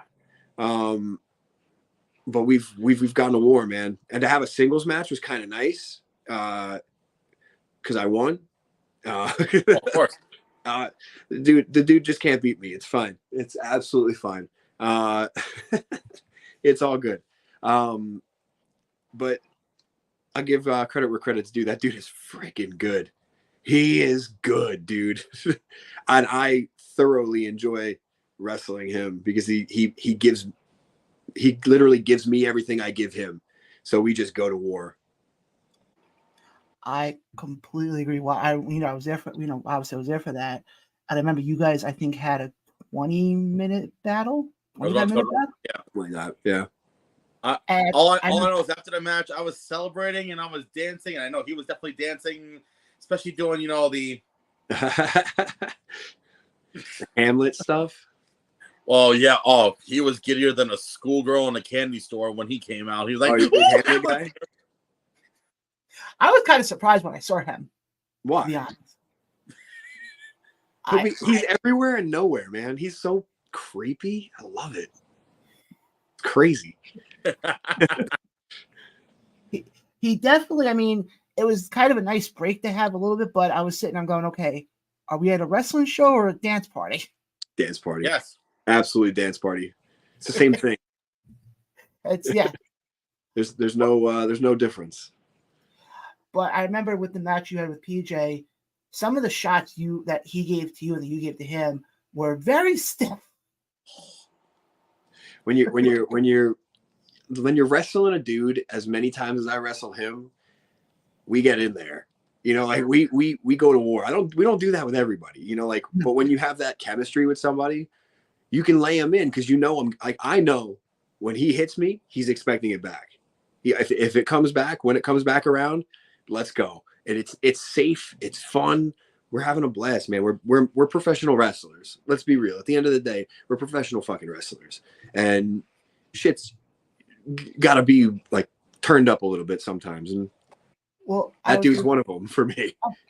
I would say, is it safe to say you guys, when it comes to win specifically, are going to have that type of rivalry? Yeah, you guys may not face each other every show, but when you guys do, it just adds another layer to the rivalry? I would love it. But I think I'm done facing him for my championship. He's had multiple chances now. He's got 2 chances in a row when I beat him clean for it the first time, and I don't know. I think he's done. But I will wrestle PJ again at some point, and we'll go to war again. But we'll see. We'll see. We could have that. Who knows? If I face him. Brian? So now I want to talk about, as basically you're calling it your other home promotion, NYWC. Yes, sir. Where next month, October 28th. Yes, sir. It's basically, actually not basically, it is the biggest show in NYWC history. It really is, dude. where basically they are taking over the space at Westbury. Yeah, it's a big building. Will you be partaking in said event? I will absolutely be at that. Okay, then. Hell yeah. I know I'm going to be there. What I'm doing, I have no idea, but I'll be there. So can you enlighten, the fans that, aren't too familiar with the space, the space of Westbury and also NYWC? Because you've been to the space, have you? Yeah, hell yeah. Okay. So if you don't mind, since you are one of the pillars of NYWC, appreciate that. I've known you since you started training, dude. All right, that's how long I've known you. It's true. This is actually true. That's a shoot. Explain to the new people, like, what does it mean for NYWC, a local indie here on Long Island to do an event at such a, I would say, historic and spacious, no pun intended, venue in the space. Dude, this company's been alive and kicking on Long Island, putting up quality wrestling for 20 plus years now. It's insane. What indie company does this? 20 years. There's only a handful. So like they wanted to go a little bit bigger, a little bit out of the box, and dude, they stepped it up. They put in production, they put in value. They've got some great talent in their roster in general. It's full of students. It's a school promotion that is run incredibly well. And again, I might be a little biased because it's my home, but we have some incredible talent. And now we're also adding guys like Dreamer back in the mix, who helps out NYWC and comes to NYWC when he can, because he's an ECW guy, and that's where this place came from. We're built off of Mikey Whipwreck. He's amazing. Chris Masters will be there. That's pretty freaking cool. Dude has been doing this forever now, and he's incredible. If you haven't watched any of his new stuff, geez, he's good. It's incredible. I can't believe how he got better over the time. But dude, this is just a huge event for NYWC, for like Long Island independent wrestling, tri-state independent wrestling, because it opens up a door to create, like, hey, maybe this company is a little bit about to break through. Maybe, and I hope we do. I hope we do, because I love that company. I love indie wrestling. I just want to be part of a big event. Well, if there was ever a way to talk to, management about, needing a personal heel announcer, I think I may know someone.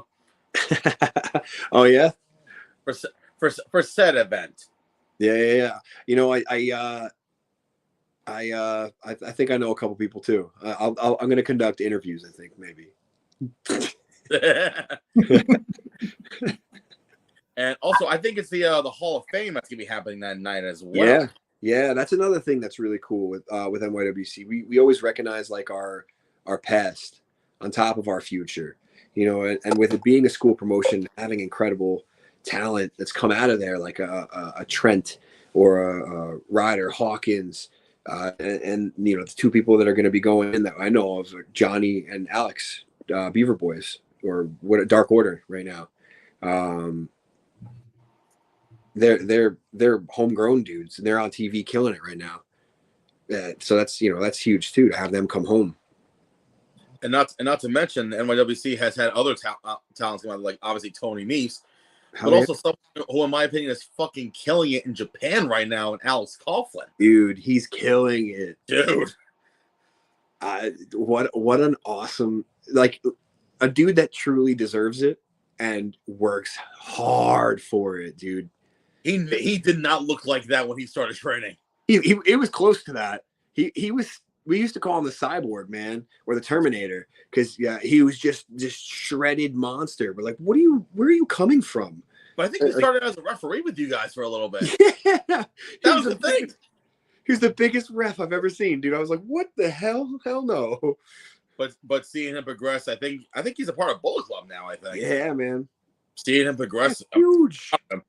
That's huge. How crazy is that, dude? Long Island guy in Bullet Club. John is like amazed right now because he actually did not know any of that. No, I knew. I've seen Alex Coughlin before. I've been to NYW. I've been when what's think back. It's been a while. I know. Yeah, no. Full Faith was still did like a show, like not this past one. I wasn't at that one. The one beforehand. I know he's been a part of Full Faith. So I've seen. I always thought he was cool, also because of his mustache. I thought that was cool. Tom Selleck right there. Yeah, that's right. It'd almost be like if they ever did a movie about Tom Selleck and needed somebody to play a younger Tom Selleck. There you go. It's Alex. Or like a younger version of Magnum PI, and you need someone who can do her own stunts. Hello. Yeah, well, Alex is your boy. He's the old Bullet Club boy. Oh hell yeah. Well, I mean, it's impressive whenever you see somebody from Long Island who's making it on the quote unquote the big stage. Yeah, dude, that's huge, man. And that's a dude that took I don't know if you guys know his story. He bet on himself, man. He just went out there to like I'm telling his story and it doesn't matter. I shouldn't, but he went out to California. He did a New Japan thing. He got accepted, and then he lived in that dojo and grinded until he got moved out, and like whatever, graduated. It's incredible. The dude, that was the LA dojo with Shibata, right? Yeah, it's no joke. And he bet on himself, and it paid off, man. And I'm so happy to see that, because that's like hard work really should pay off, and that's a dude that works incredibly hard, probably harder than 99.999% of the business. He's in an elite spot with his work ethic. It's crazy. But it's a nice, why I was saying that it's nice when you see these guys who it's like, they make it on the big. I mean, I know this is a wrestling show, but I'm going to bring sports into this for a second. A great example. Look at former Met pitcher Steven Matz. Yeah, I'm a big Mets fan, so I was so excited. Yeah. I was hoping that he didn't turn out the way he turned out, but. So I think a lot of Mets fans can say the same thing about that. Oh yeah, I mean. By the way, don't we have Stephen Cohen here today? Oh. For some reason, no, Ryan, you have to say it right. I'm a trim Steve Cohen. It's Steve Cohen off a Wish. Jiminy Crickets. Wow. I mean, Joey, I'm down 55 pounds already. Are you really? That's awesome. I'm down 55 pounns. That's incredible.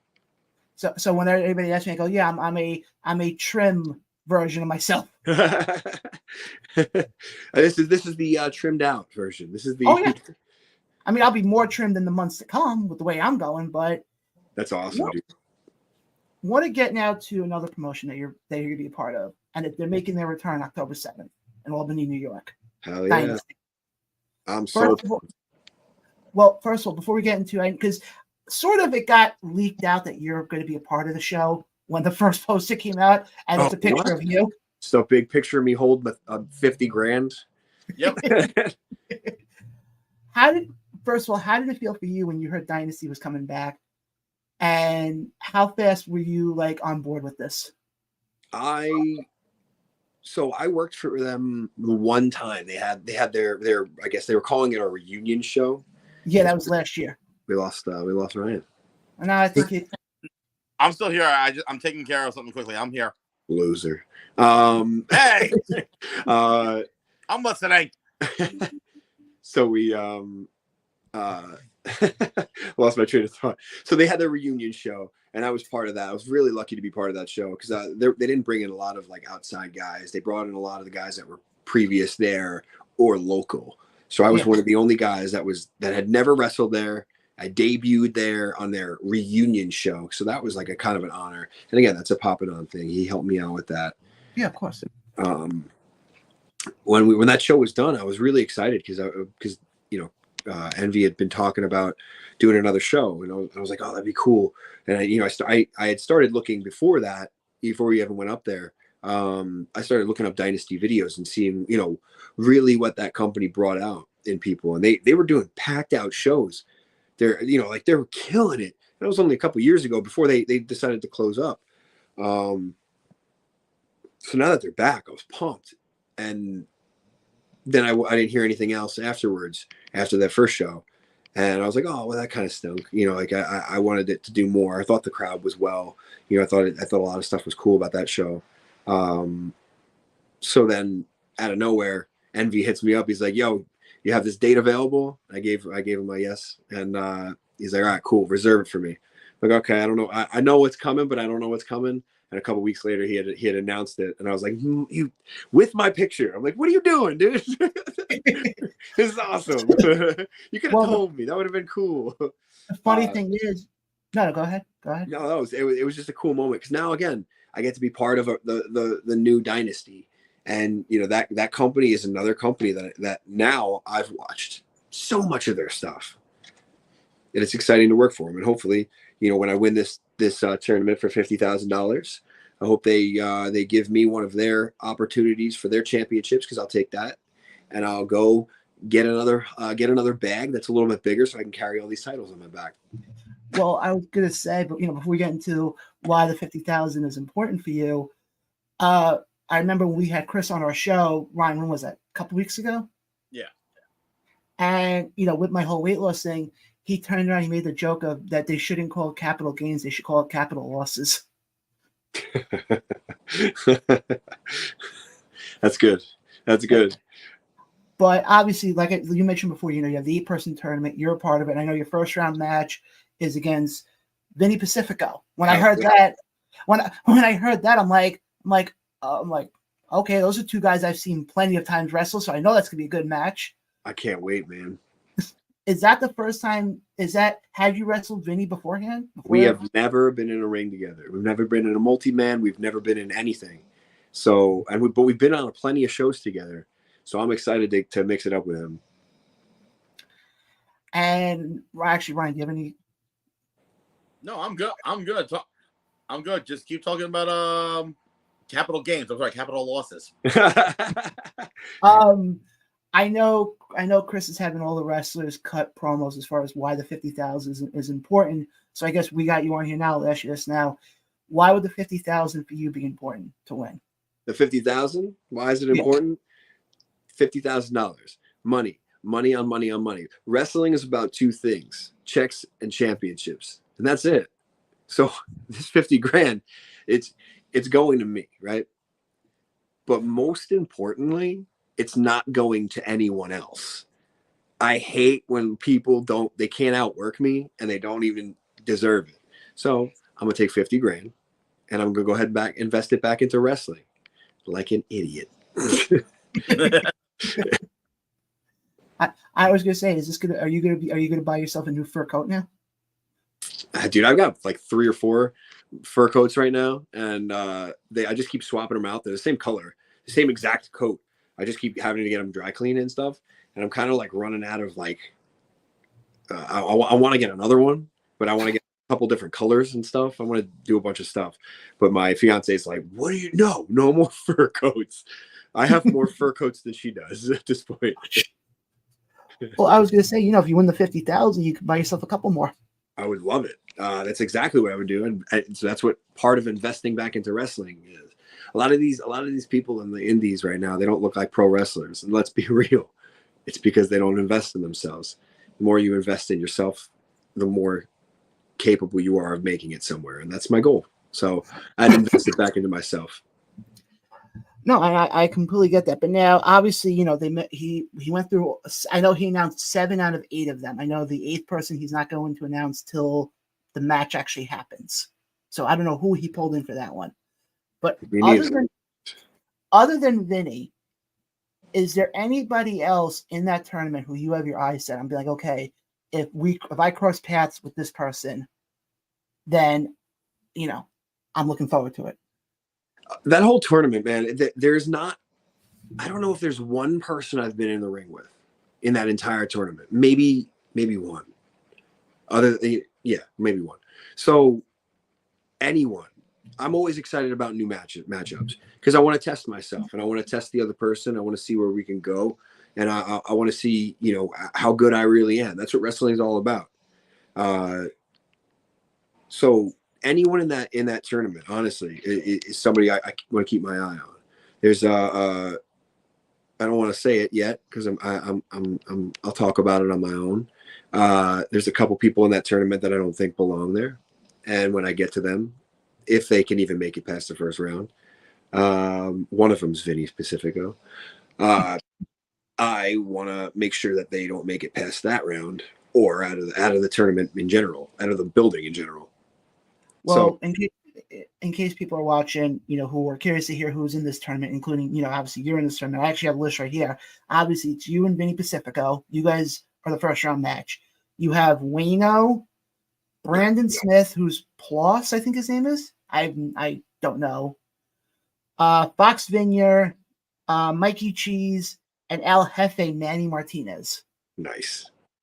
Those are the 7. Obviously, there's going to be an 8th person, but like I said before, Chris is not announcing that until the actual tournament itself. I don't know who the 8th person is, but all this pomp and circumstances, this is a scenario where it's me, Vinny Pacifico, round 1, right? Yeah. And I don't know where we are on this bracket, but number 8 guy, right? Wherever he finds his way, if he's on the same side as me, if he's on the other side, I want to get to that guy. He's got a bunch of pomp and circumstance coming into this match, coming into this the show, and what a fitting way than to beat the shit out of that person and beat them. That would be great. That's what I want. That's what I'm going to call. I'm going to do that. Thanks, guys. Well, hey, it's all yours. I would say number 8 guy is Ryan Peterson. Dude, I've wanted to beat his ass for years. Say less. That's the one question John always asks our guests, and that's basically like 95% of the answers all the time. Well, there's a common denominator there, bud. You're not a very well likable or easily likable person. Apparently not. If I had to be the one to break the news, I had to be the one to break the news, dude. Yeah, it is what it is. I was gonna say, I think Joey's just busting chops. Oh, of course. I know. Of course. I joke around a lot, man. I'm a real dry sense of humor kind of guy. So. Oh, I know. John, like I said, I've known Joey since he started training. Yeah, legitimately. Legitimately. when he was a young boy at NYWC. I was a young lad. Young lad. It was just growing my sea legs. I don't even know. Yeah. Which also, speaking of someone that I've known since training, I actually got to work with Brad this weekend. Benson. Oh, nice. Where at? Victory Pro. Sweet. It was him and Cade Lothbrock 1-on-1. Oh, cool. That was a pretty decent matchup. Yeah, of course. That's great. How was the match? Sure, great. But it ended in a DQ. Then they decided to do a Ron Conkema street fight, and yeah, that's cool. Hell yeah, dude. Brad Benson rules, or bad Brad Benson. Yeah. Obviously, besides you, of course, Brad is one of the more very, very under the radar that should be on top. That's how fucking incredible he is, dude. That's a fact. That dude. He was part of an incredible tag team with the Benson Bros, and like that, just that tag team alone, I don't think it's the credit it deserves. Then you add on the fact that he went off and started doing single stuff, and under the radar. I've had matches with him since he went. and started doing the single stuff, created this new Bad Brad, this, new person that he is. And he's so good. And a lot of people, like, if any promoters are listening, look this dude up. Bad Brad Benson. He's a real good worker, man.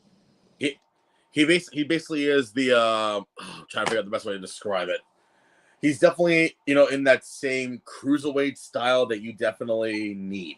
Yeah, no, 100%, 100%. He's yeah, that's the exact style I would probably describe him. Hell yeah. But also promoters, besides, Brad Benson, y'all gotta book Joey Conway, because this guy is the cause of it all. Yes, and anytime that he comes into a ring, he steals the fucking show. Thanks, man. I know I do. I don't need your help with that one, but no, it's true, man. I'm putting over what's fucking true. All right. I'm working hard, man. I'm working real hard to create something cool. I think I want to be on my way to creating something real interesting. All over the place. And I don't know if I got all the puzzle pieces right now, but I think I'm real close. I'm trying my ass off to be different than everybody else and work real hard and be hard hitting and all the stuff that I enjoy. I want to be. And I really don't give a shit what other people think about it. So that's the fun part now that I've learned that in 10 years. But that's where I'm at, man.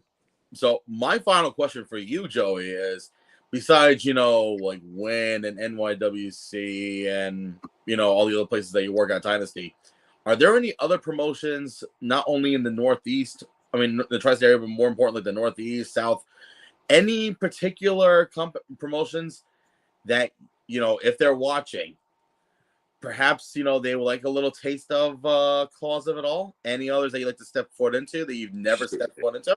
Absolutely, dude. The ones I've never stepped foot in, I watch a lot of Memphis Championship right now. It's really good. So I would love to go down there. I want to see what it's like to do a lot of real Southern state wrestling. I've only done like Florida and a couple other Southern stuff. I've done Midwest, but northern Midwest, and I've done California. But there's a difference in that type of wrestling, and I want to work down there. I want to see what it is. I would love to work for Reality of Wrestling, of course. Who wouldn't? Their production is incredible. Let's not forget about Deadlock. Yeah. Let's not forget about Deadlock. You can go all over the country with this stuff. I want to work for Beyond more. I haven't been back to Beyond in a year. I would love to go back. And we'll see where that goes. I would love to go. Do Chaotic again. I haven't really talked to any of them about it yet. So how about Limitless up in Maine? Limitless. I've never been to Limitless, so I'd love to go there. I have one other company in mind, and it's actually based out, and it's like the New York, Jersey area. If you say Titan, no, because I want to work for Titan. No. I love Titan. No. It wasn't Titan, but that's another one. Yeah. Invictus. Yes, dude. That's another one I've had my eye on, and it's just a matter of reaching out and I guess seeing if they're interested, which would be great. Any of these companies, I would love to see. Well, I may have a connection or two with Invictus. Just saying. Oh, well, give you the give the good old fashioned brother rub. The old hey there guy. No, but in all seriousness, I have spoken to management about possibly trying to bring you in, and actually with their they have a new commissioner now at Invictus that I think you may know very well too. Shane Fair. Oh, hey. Shane Fair. Oh, good. You're the worst. What? You don't like Shane? No, you're just the worst. How am I the worst? Instigator. No, I can't believe no, that's what's that? no. I'm just saying because he has a big 5-on-5 elimination match for the 30-year anniversary show that he still needs spots to fill up. Just saying. Well, we could just say ourselves to the bank here if you like. Shane, if you're watching, just competitor number 3 for your team for next week. That's cool. Joey, last thing I got before I let you go, obviously, we were talking about one before. Next Friday, unfortunately, you actually have a title match. Yes, I do. Against somebody from Ring of Honor, actually. Yeah, buddy. It's me and Brian Johnson. The Mecca. At the Mecca. Oh, God. Dude, I'm so pumped. I don't call that place the Mecca. I call it something else. Well, that's you. A lot of people call you stuff too. Stuff I've heard before. Oh, 100%. But yeah, dude, I'm wrestling Brian Johnson, which is really exciting. A lot of people don't know because it's not like crazy. But Brian actually helped me out. Going to work for Ring of Honor stuff and doing extra stuff. He was in charge of it at one point, and he helped get me in the door to maybe get looked at towards the end, which was really cool of him.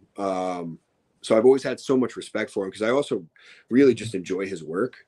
So that's what I'm really excited. We're gonna tear the house down, which I don't believe we could do anything less than that. He's so freaking good, man. This is a big test for me too. I totally agree with you. I think it's gonna be a great match. Hopefully, you'll be able to find the Thunderstruck. Oh God. I'm sorry. You said Brian Johnson. I had to throw an AC/DC reference in there. Oh jeez. Hey, I could have gone worse, so I went with the best option I could. The whole time I was saying that, you were coming up with that one line. That whole time. You weren't listening to a word I was saying. The gears were turning. I'm going, Joe was talking about Brian Johnson. How can I include Joe, we had a George Carlin reference earlier in the show, so we come up with the strangest references on this show. That's awesome. Well, George Carlin, deserves a little reference every now and then. Well, we brought up his baseball versus football. Oh, I don't think I'm familiar. Oh, jeez. If you go to YouTube, I'll watch it. I'll watch it. I probably have to just rewatch it because it's been so long. But because I used to just randomly sneak George Carlin stuff off of HBO. Like my parents would get HBO, I guess, for 1 week or something. I don't know what. We didn't have good cable, so we would get HBO randomly, and I would sneak to find George Carlin, the HBO comedy special stuff. The middle of the night, between lucha shit and catching random ECW stuff on MSG. That it was like looking for George Carlin. Well, okay. Last question I got up. You wrote up George Carlin. What's your favorite George Carlin bit? Honestly, it's the car accident one because it's very relatable. Where he's sitting in traffic and he goes, "Somebody better be dead up there." And it's so insensitive and screwed up now, but that was one of those jokes when I was a kid. I was like, oh my God, I shouldn't be listening to this. And I would look around and I'd be like, oh no. I think that's part of the charm of George Carlin for me. Cause I was sneaking comedy stuff to try to listen because I thought it was funny. I was a child. Ryan, you got any more questions before? I'm good. Again, Joey, thank you so much for hopping on. Before we let you go, though, what would you, any shows? I know we talked about the 3 shows coming up now, but anything else you'd like to promote, or if you want to re-promote the other ones, go right ahead. Oh yeah, next week I'm doing Wrestling Is Now in Ridgefield Park, New Jersey. That's Friday. That Saturday is NYWC Draw the Line in Deer Park. Then it's October 7th is Dynasty. And that's up in Albany, and I can't wait. That building looks so cool. Once they released the building, I looked at it. It's a pretty cool building. if anybody up in the Albany area gets a chance, it's code Conway, and you get $3 off your ticket. So use it and have fun, and come see me wrestle in Albany. And then we're going to top that off with NYWC at the Space.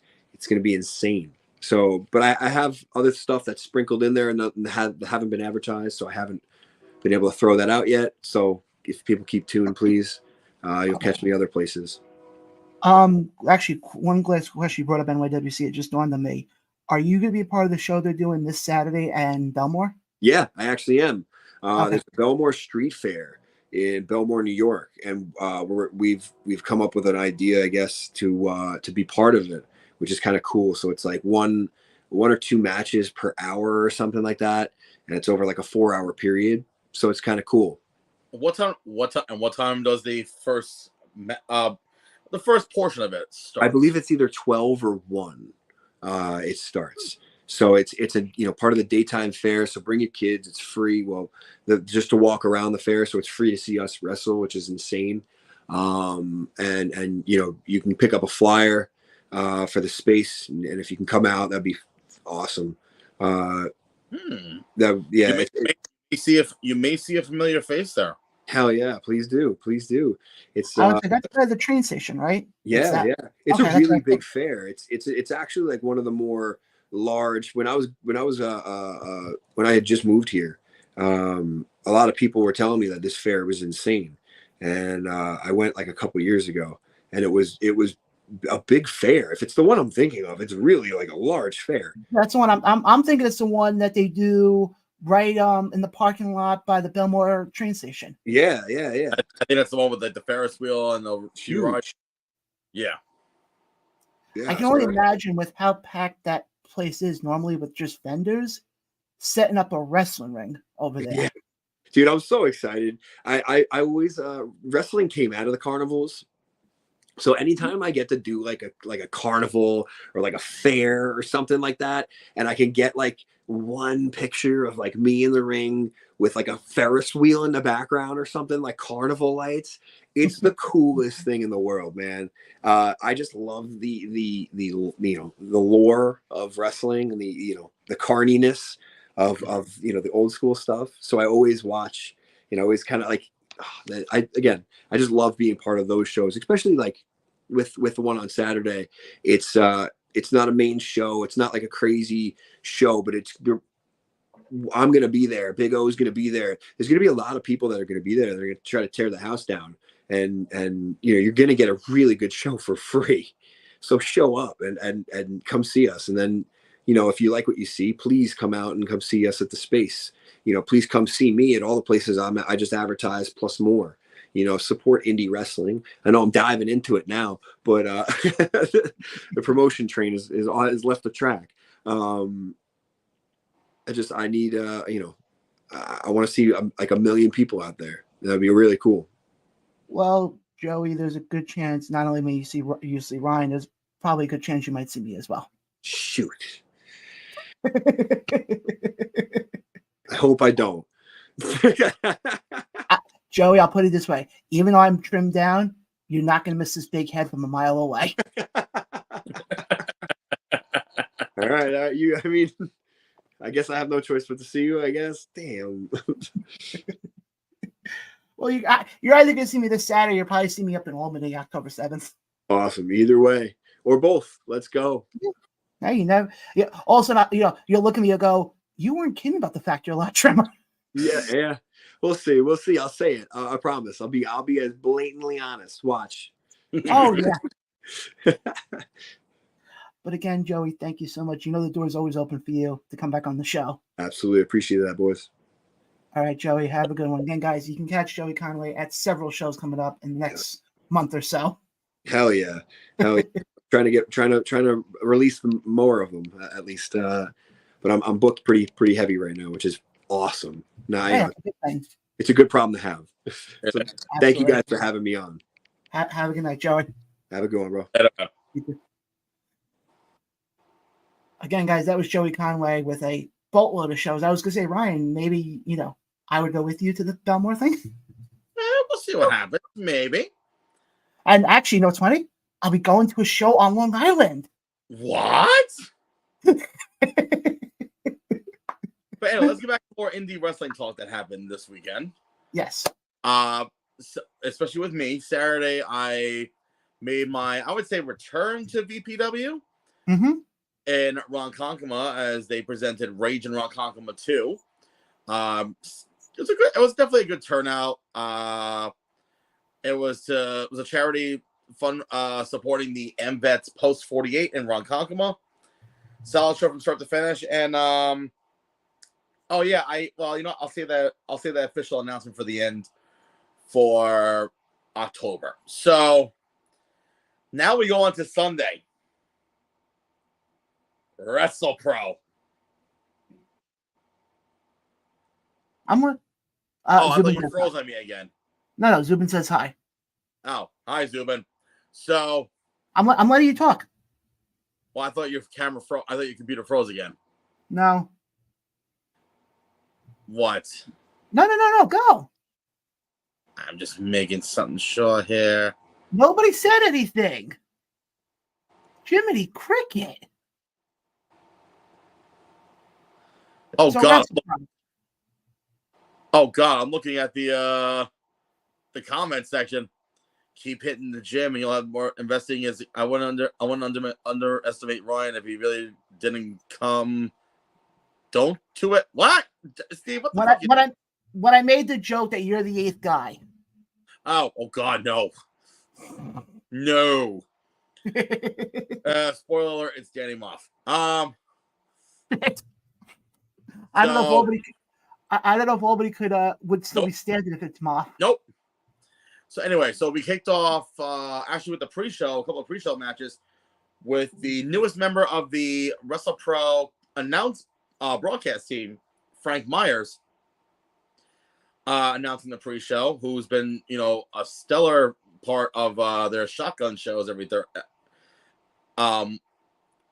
Thursday every first Thursday of the month.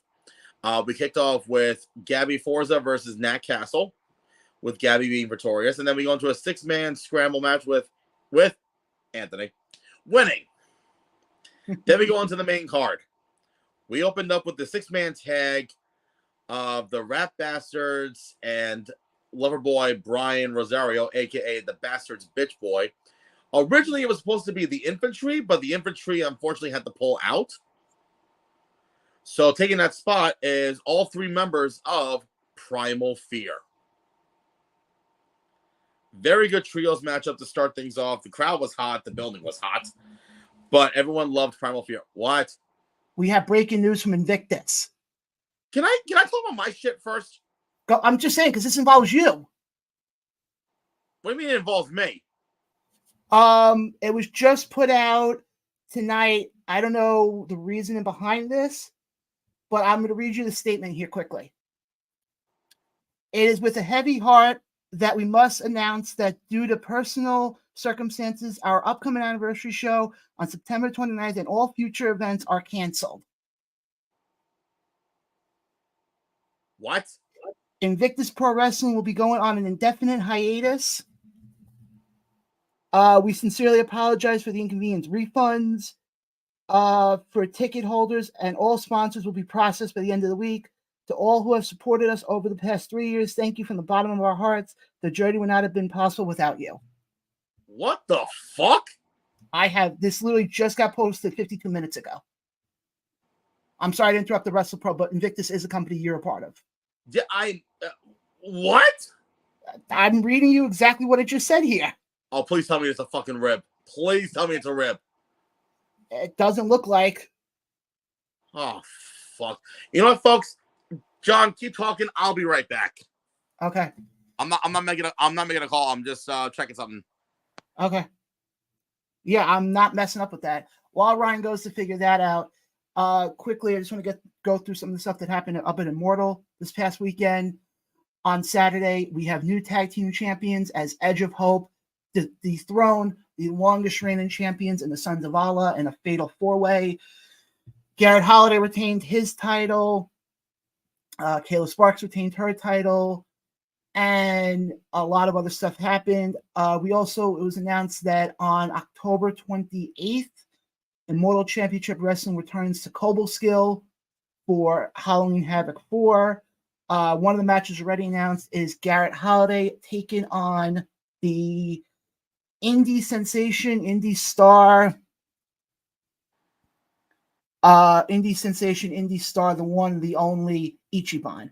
Folks, I think front row tickets are pretty much halfway sold out already. You're not going to want to miss this. And Immortal is one of the companies that really puts on fantastic shows. Let me just get Ryan off. Let me just, actually, I'll keep him on here. But it's very, Immortal is one of those companies, and I'll say this forever, that is very underrated. And yes, I know I talk a lot about them because, they are one of our partners. You are not kidding. I wasn't dude. If I was joking, would I have done the time? I know you hate that timeout thing.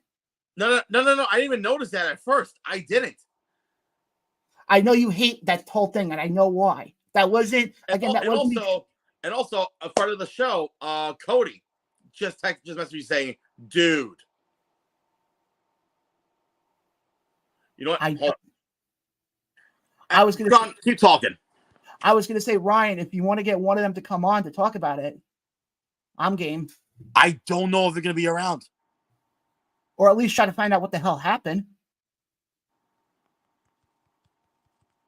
But no, what I'll say about Immortal is one of those companies that is very underrated. And what Mike King is doing up there, him, Chip Stenson, the whole nine, the whole management team are really, they really do some good stuff.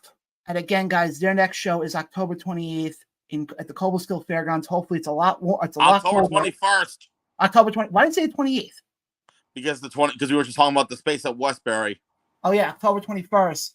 They make their return to Cobleskill. Hopefully, it'll be a lot colder that night than it was back in July.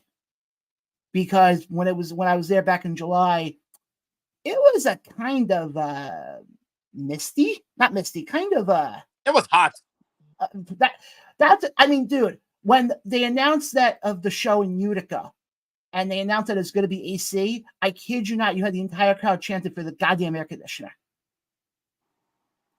And it was incredible. So again, guys, October 21st, not the 28th.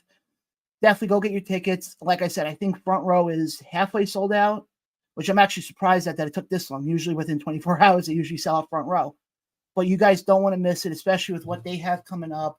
I know they got the Halloween Havoc show coming up October 21st. They got their last show of the year in November. And then they got nothing again until February when it's the Road to Immortality.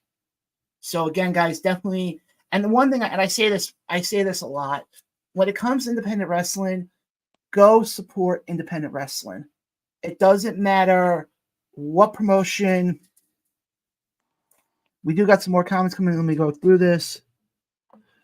Shayna, who is an Immortal fan, chimes in here and goes, the Immortal show in July. Yes, I completely agree with you on that. I wasn't even in the ring for that one, and I sweated my ass off just sitting there. I remember when I got a bottle of water, I think I chugged that thing down in about 8 seconds. And then but just, like I said, with Immortal, what they're doing right now, and also the opportunities they're giving. I know they're giving a huge opportunity right now to the students of UWE with guys like Brother Jonas, Frank Stomper, and all them, and they're really putting out some good stuff. I mean, if you get a chance, go to the Facebook page and go back to the stuff when Brother Jonas had the 24/7 title, and it's comedy gold. And I'll put that guy over as much as I can. I know there was some shenanigans that happened at the last show, but I have a feeling something big is happening.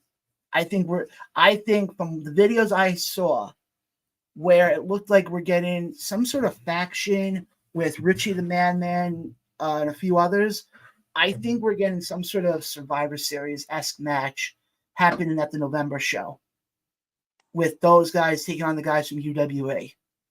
And again, guys, like I said, I know, like somebody like Brother Jonas, for example, is more of a comedy act, but the dude is over right now. With, I know he's also a part of the Dynasty show happening on October 7th, and he basically turned around and said that him winning the 50,000 would be the best part of that would be, you can buy a half hour worth of stuff at the dispensary. So again, guys, like I said, go support independent wrestling. You're not going to be charged an arm and a leg, and it's going to be some really good stuff. It's going to be really good stuff, and who knows? You could see somebody on there, and then not 5 minutes, but 2 years down the road, you can see them on the main roster, and you can see them, in WWE or AEW, and you can sit there and say, "Look, they got their start solely, from independent wrestling," and that to me is what makes it all the more worthy. Is when you see these guys who, made it through the independents, damn well they didn't just get there on their looks. Let me put it that way. They put the years in, and there's guys now who still have to put the years, who I've said it for a while, who have been on the indies, who should be on the main, who should be in WWE or AEW. And I think it's a travesty. Ryan, any updates? I'm still trying to figure it out. Okay. Because for some reason I can't find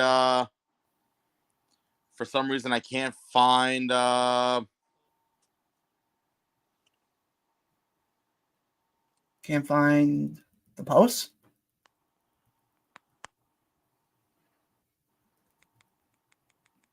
I don't know what's going on right now. I don't know either. No, you said you can't find something. You cut out for a second. For some reason I can't. For some reason I couldn't find Alex on social media. That's weird. I know. That's very, very weird. I just texted him. Well, actually, I just messaged him and he says that he saw it. So I don't know what the. I don't know. I don't know right now. But. Yeah, I'm just seeing the comments. But yeah, let me go talk about Wrestle Pro. It's still on my mind. Yeah. Go ahead. Oh boy, that's not good. Off camera. Okay. We hit up with the trios match, and then we had Dr. Bobby Wayward versus Crowbar. Which, of course, it's a crowbar match because something has to break, and this time was a chair. Okay. As he does his little springboard over the top rope. Not a barricade this time.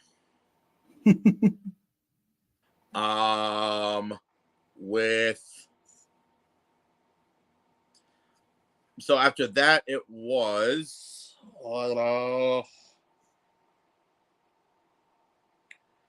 crap. Can you do me a favor? Pull up the card. Yeah. Thank you.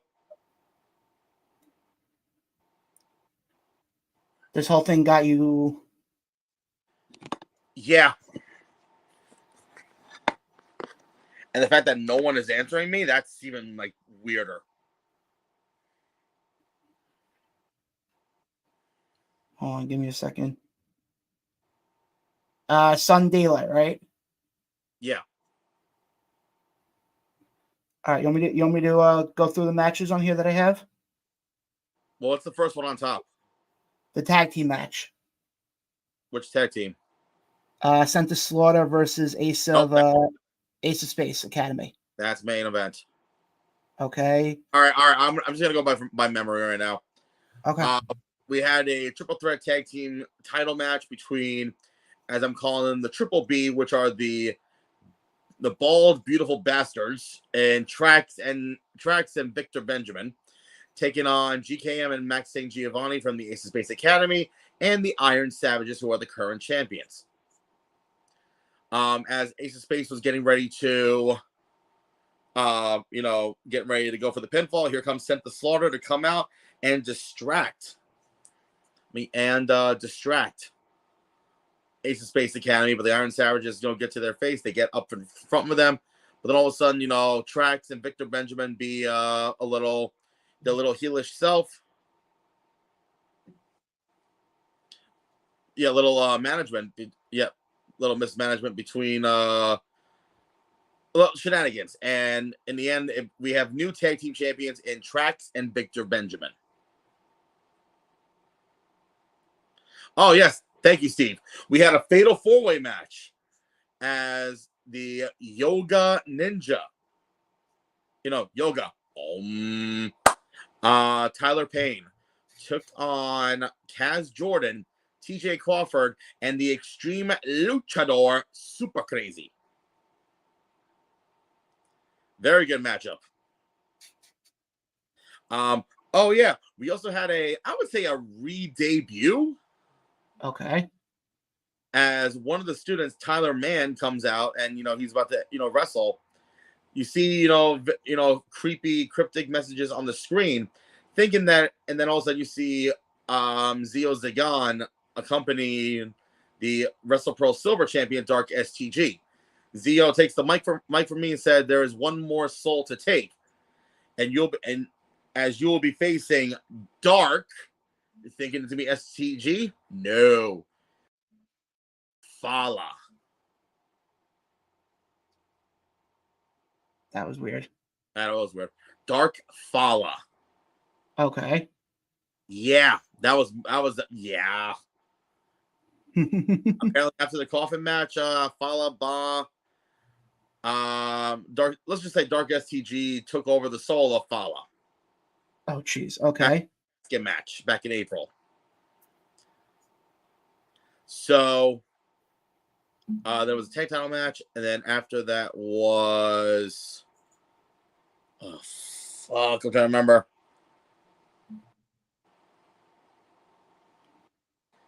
Oh yes. We had an in-ring segment with Dion Roosman, the Wrestle Pro Gold Champion. No, Mitch. Unfortunately, I'm not going to AEW tomorrow. Yeah, me neither. I'm not going to waste my time this time. But go on. He comes out saying, he was the longest reigning champion, but all of a sudden, here comes more dudes in masks.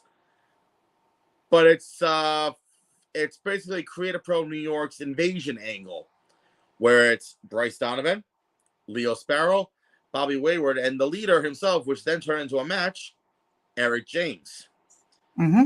With Dion Rosen being victorious, but then all of a sudden there goes the other three getting into the ring, but Dion leaves, and then all of a sudden you hear the Acclaimed, so which leads into their match with the Acclaimed and Pat Buck, or as Anthony Bowens called him, Patty Ass.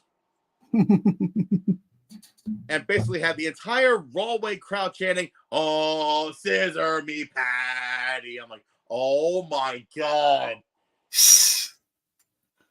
Never thought I'd hear those words in my fucking life.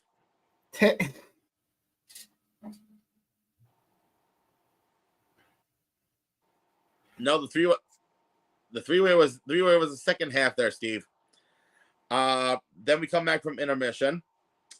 And it was, oh fuck! I know the other three matches. I don't remember the one right after intermission. And it'll come to me. Then we had the Wrestle Pro Gold Championship as Vargas defended the title against CPA. I think the match you forgot was Sonny Kiss and Reno. Thank you. Sonny Kiss and Justin Carino. Sonny Kiss making a return to Rawway since end of 2021. And she defeated Justin Carino. Great matchup. And then we go into the Wrestle Pro Gold Championship match with Vargas and CPA. And in my opinion, one of the best matches of the night. Mm-hmm. The story that these two were telling, with CPA being the ultimate underdog. And from that clip that you've seen online, including you, John, with how the crowd reacted, you don't get that type of reaction on indie shows. No, you don't. Which, unfortunately, Vargas, became victorious. Mm-hmm. Gain the title. Then we go into the semi-main event. It's the Triple Threat Women's title match. Unfortunately, Becca got injured on Friday night at House of Glory. So taking her place was the, I think she debuted? Or returning, I don't remember. But the Notorious Mimi, as she took on Sky Blue and the current Wrestle Pro Women's Champion, Lady Frost. Good matchup that these three had, very, outgoing out there. I remember standing in the middle of the ring before the in-ring introductions. During Lady Frost's entrance, Sky Blue leans over to me and says, it's too hot for this shit. Meanwhile, I'm in my suit fucking dying. I feel like I lost 20 pounds in water weight that night.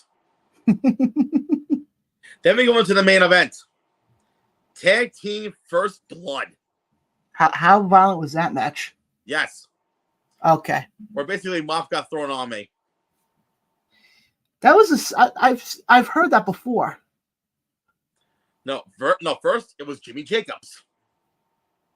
Yeah, I popped for that one. I remember watching it live. Yes, we know you popped when Jimmy Jacobs got thrown on me. Go on. Oh, no, it wasn't even him. It was LSG that got thrown on me. Yeah, LSG has his issues with me. Anyway, as Sent to Slaughter, which is, and I'm going to say the whole intro, and I have the whole intro. It is the team of the Messiah of Old School, Sean Donovan, and the Savant of Brutality, the Bayonne Badass, and the true King of the North, because I can't say the F word on Premiere, Danny Moff. Taking on members of the Ace of Space Academy, Colton Charles, and the Ace of Space LSG. And at one point, the referee got knocked out. There were door spots, table spots, garbage can, a fucking mess everywhere. Going around. And then the referee got knocked out, and then all of a sudden here comes Victor Benjamin and the original referee Steve Domain gets knocked out. And then unfortunately the rules are whichever member of each team bleeds first loses the match. Mm-hmm. Sean Donovan got cut wide open. All of a sudden, here comes another referee from the back. Moff gets out of the ring and clotheslines him onto the floor. Oh, wonderful! Oh, yes. And it wasn't, a really, somewhat, fault. It was literally this is how loud it was. It was I'm like, oh my god! So it wasn't a thump. It was like a take your head off type deal. It was more like he was trying out for the New York Mets to become the next Pete Alonso swing. Okay. Yeah, you don't want to piss off Danny Moff. I thought that his head was gonna go. I thought the referee's head was gonna somehow get to the Verrazano Bridge. Oh shit! Okay. Yeah. So then all of a sudden here comes Trax and Victor Benjamin, beating down. And then all of a sudden here comes GKM and Max St. Giovanni. Yay! Slide right in, go boom, boom, boom, boom. All the normal shit. And then all of a sudden, I don't remember exactly how it ended, but Moff made LSG bleed, and the original referee, saw that while Sean Donovan was hiding. Where the Sent to Slaughter was victorious. And that's how the show ended. Yeah, it was bad. So now I can tell you about, the next event that they have, which will be taking place on, first off, Sunday, October 22nd in Rahway. Yep. Where it's the return of the On-the-Spot Rumble. Oh, shit. For those that don't understand what that is, it's, a standard Royal Rumble match, but the winner will receive a medallion that they can use to cash in on any of the Wrestle Pro titles of their choosing at any time, any place. Mm-hmm. Also, we have not one but two title matches scheduled. Okay. And actually, I do have a little bit of breaking news because the poster just dropped for October 13th for Creator Pro, and another person is added into the mix. Oh. How about the Buzz Killer, the creator himself, Pat Buck? Oh, shit. Yeah. And actually, tickets went on sale today, and within 30 seconds, as always, front row, gone. That doesn't shock me. Nope. Tickets went on sale at 6 p.m. and at 6:30, front row gone. I think you said 30 seconds. 30 seconds, 30 minutes. What's the difference? I mean, you wouldn't know because, Asshole. I mean, sometimes it's where it hurts. Only on your birthday.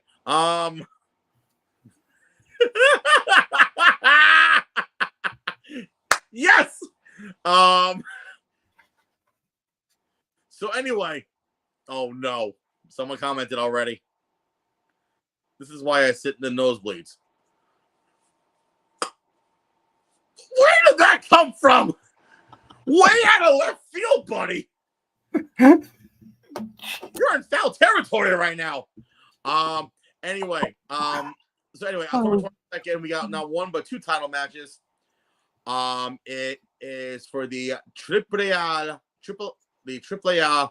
Latin American Championship, as the current champion QT Marshall defends against Gringo Loco. And also, Pat Buck will be going one-on-one against, actually, it will be the challenger for the NWA World Heavyweight Champion himself, EC3. Nice. And that takes place October 22nd. I think 65% of front row is already sold out. Front row and independent wrestling goes very quick. Especially with stacked cards, yeah. Especially with oh yeah, which I heard about the numbers from this past Sunday. Yeah. How about we drew over 900 people? Nice. Which was loud. I can imagine. And then November 26th, it's their final show of the year. I think it's till the last survives, till the one survives, or something like that. Sunday, November 26th, after Thanksgiving, and then we close. That's how we close out 2023. And as I said, after I scissored with the fan, doing that, I said, I need a cigarette. Okay. Jesus Christ. Is it weird to think that we're saying we're closing out 2023 already? Yes. Because we also have another big thing coming up in November. Thanksgiving? Well, I'm saying non-food related. The Macy's Thanksgiving Day Parade? I'm not talking about things that are bloated.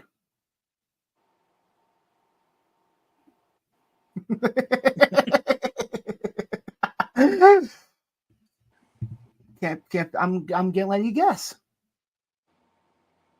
Football? Yes, there's going to be football, but that's not what I'm talking about.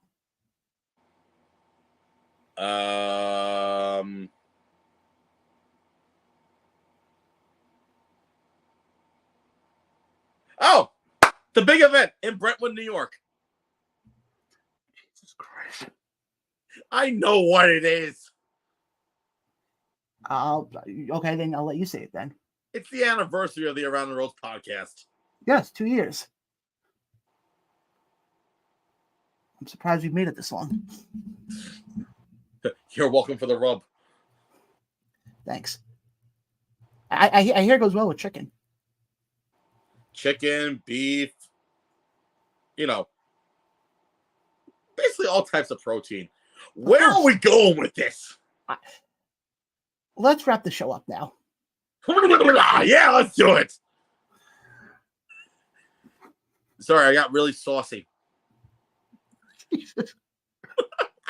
Guys, I appreciate everybody who watched tonight. I want to thank Joey Conway for hopping on with us for a little bit, talking about Dynasty as they bring their show back October 7th. Win has a show September 29th. You also have NYWC doing a couple of shows coming up. The Space at Westbury, they're doing a show there. Also, I obviously want to thank everybody who commented tonight. It meant a lot. Ryan, do you have anything else you'd like to promote? Well, I mean, now I'm free next Friday, so I can't promote that now. I still want to know why, though. What the fuck happened? Although someone messaged me, they may have a theory, though. Okay, you tell me offline. We'll talk later. But Yep. October 13th, I have October 13th, I have Creator Pro. October 14th now, I am back with Victory Pro Wrestling in Bayshore. Nice. Yep, I am doing their next show, Hallowed Grounds. Well, I was gonna say, you know, with all these Halloween shows coming up, are you gonna be dressed up as a Halloween costume? No. Oh. October 15th, I got Deadlock Pro Wrestling at the Mecca. October 21st. Take a guess, John. You got Immortal. I think I may have gotten it now. I was gonna say, I think you're kind of free that day. I think I am. October 22nd, I got Wrestle Pro. And as of right now, I think October 28th, I'm back with Victory Pro, but this time in East Islip at the MVETS Post 18 for another MVETS tour, you know, to another charity to honor the veterans. Mm-hmm. And then November 26th, I got Wrestle Pro, and yeah, and actually including this past Sunday for 2023, for someone like me who wanted to slow things down, that was my 30th event of the year. Hey, I think last year you hit your 30th event in like April. Yeah, I did actually. Obviously, just trying to think here. Obviously, you know, I'm not going to be in a show, so to speak. You never know at this point with me. But you will see me pending certain things on the homestand. You will probably see me at ISPW on the 29th for their show, the 25th anniversary show, which will include a tuxedo match between Rich Reed and Maven. God, I forgot that's next week. Well, I would say, Brian, if you wanted to go to it now, you can. Or I can hop over to the Mecca and see if I can work the show again. Obviously, then the next day you got 90s Wrestling Con, which Around the Ropes will be there because we do have the coffee bag took a bump, but you know what I'm talking about, our coffee at this point. Then October 7th, again, a lot is pending on the homestand situation. I will be at Dynasty. What I will be doing there, other than being a fan, I'm not sure yet. That it has to be discussed with several people in Dynasty management. So I think it's safe to say. That we can wrap this up finally.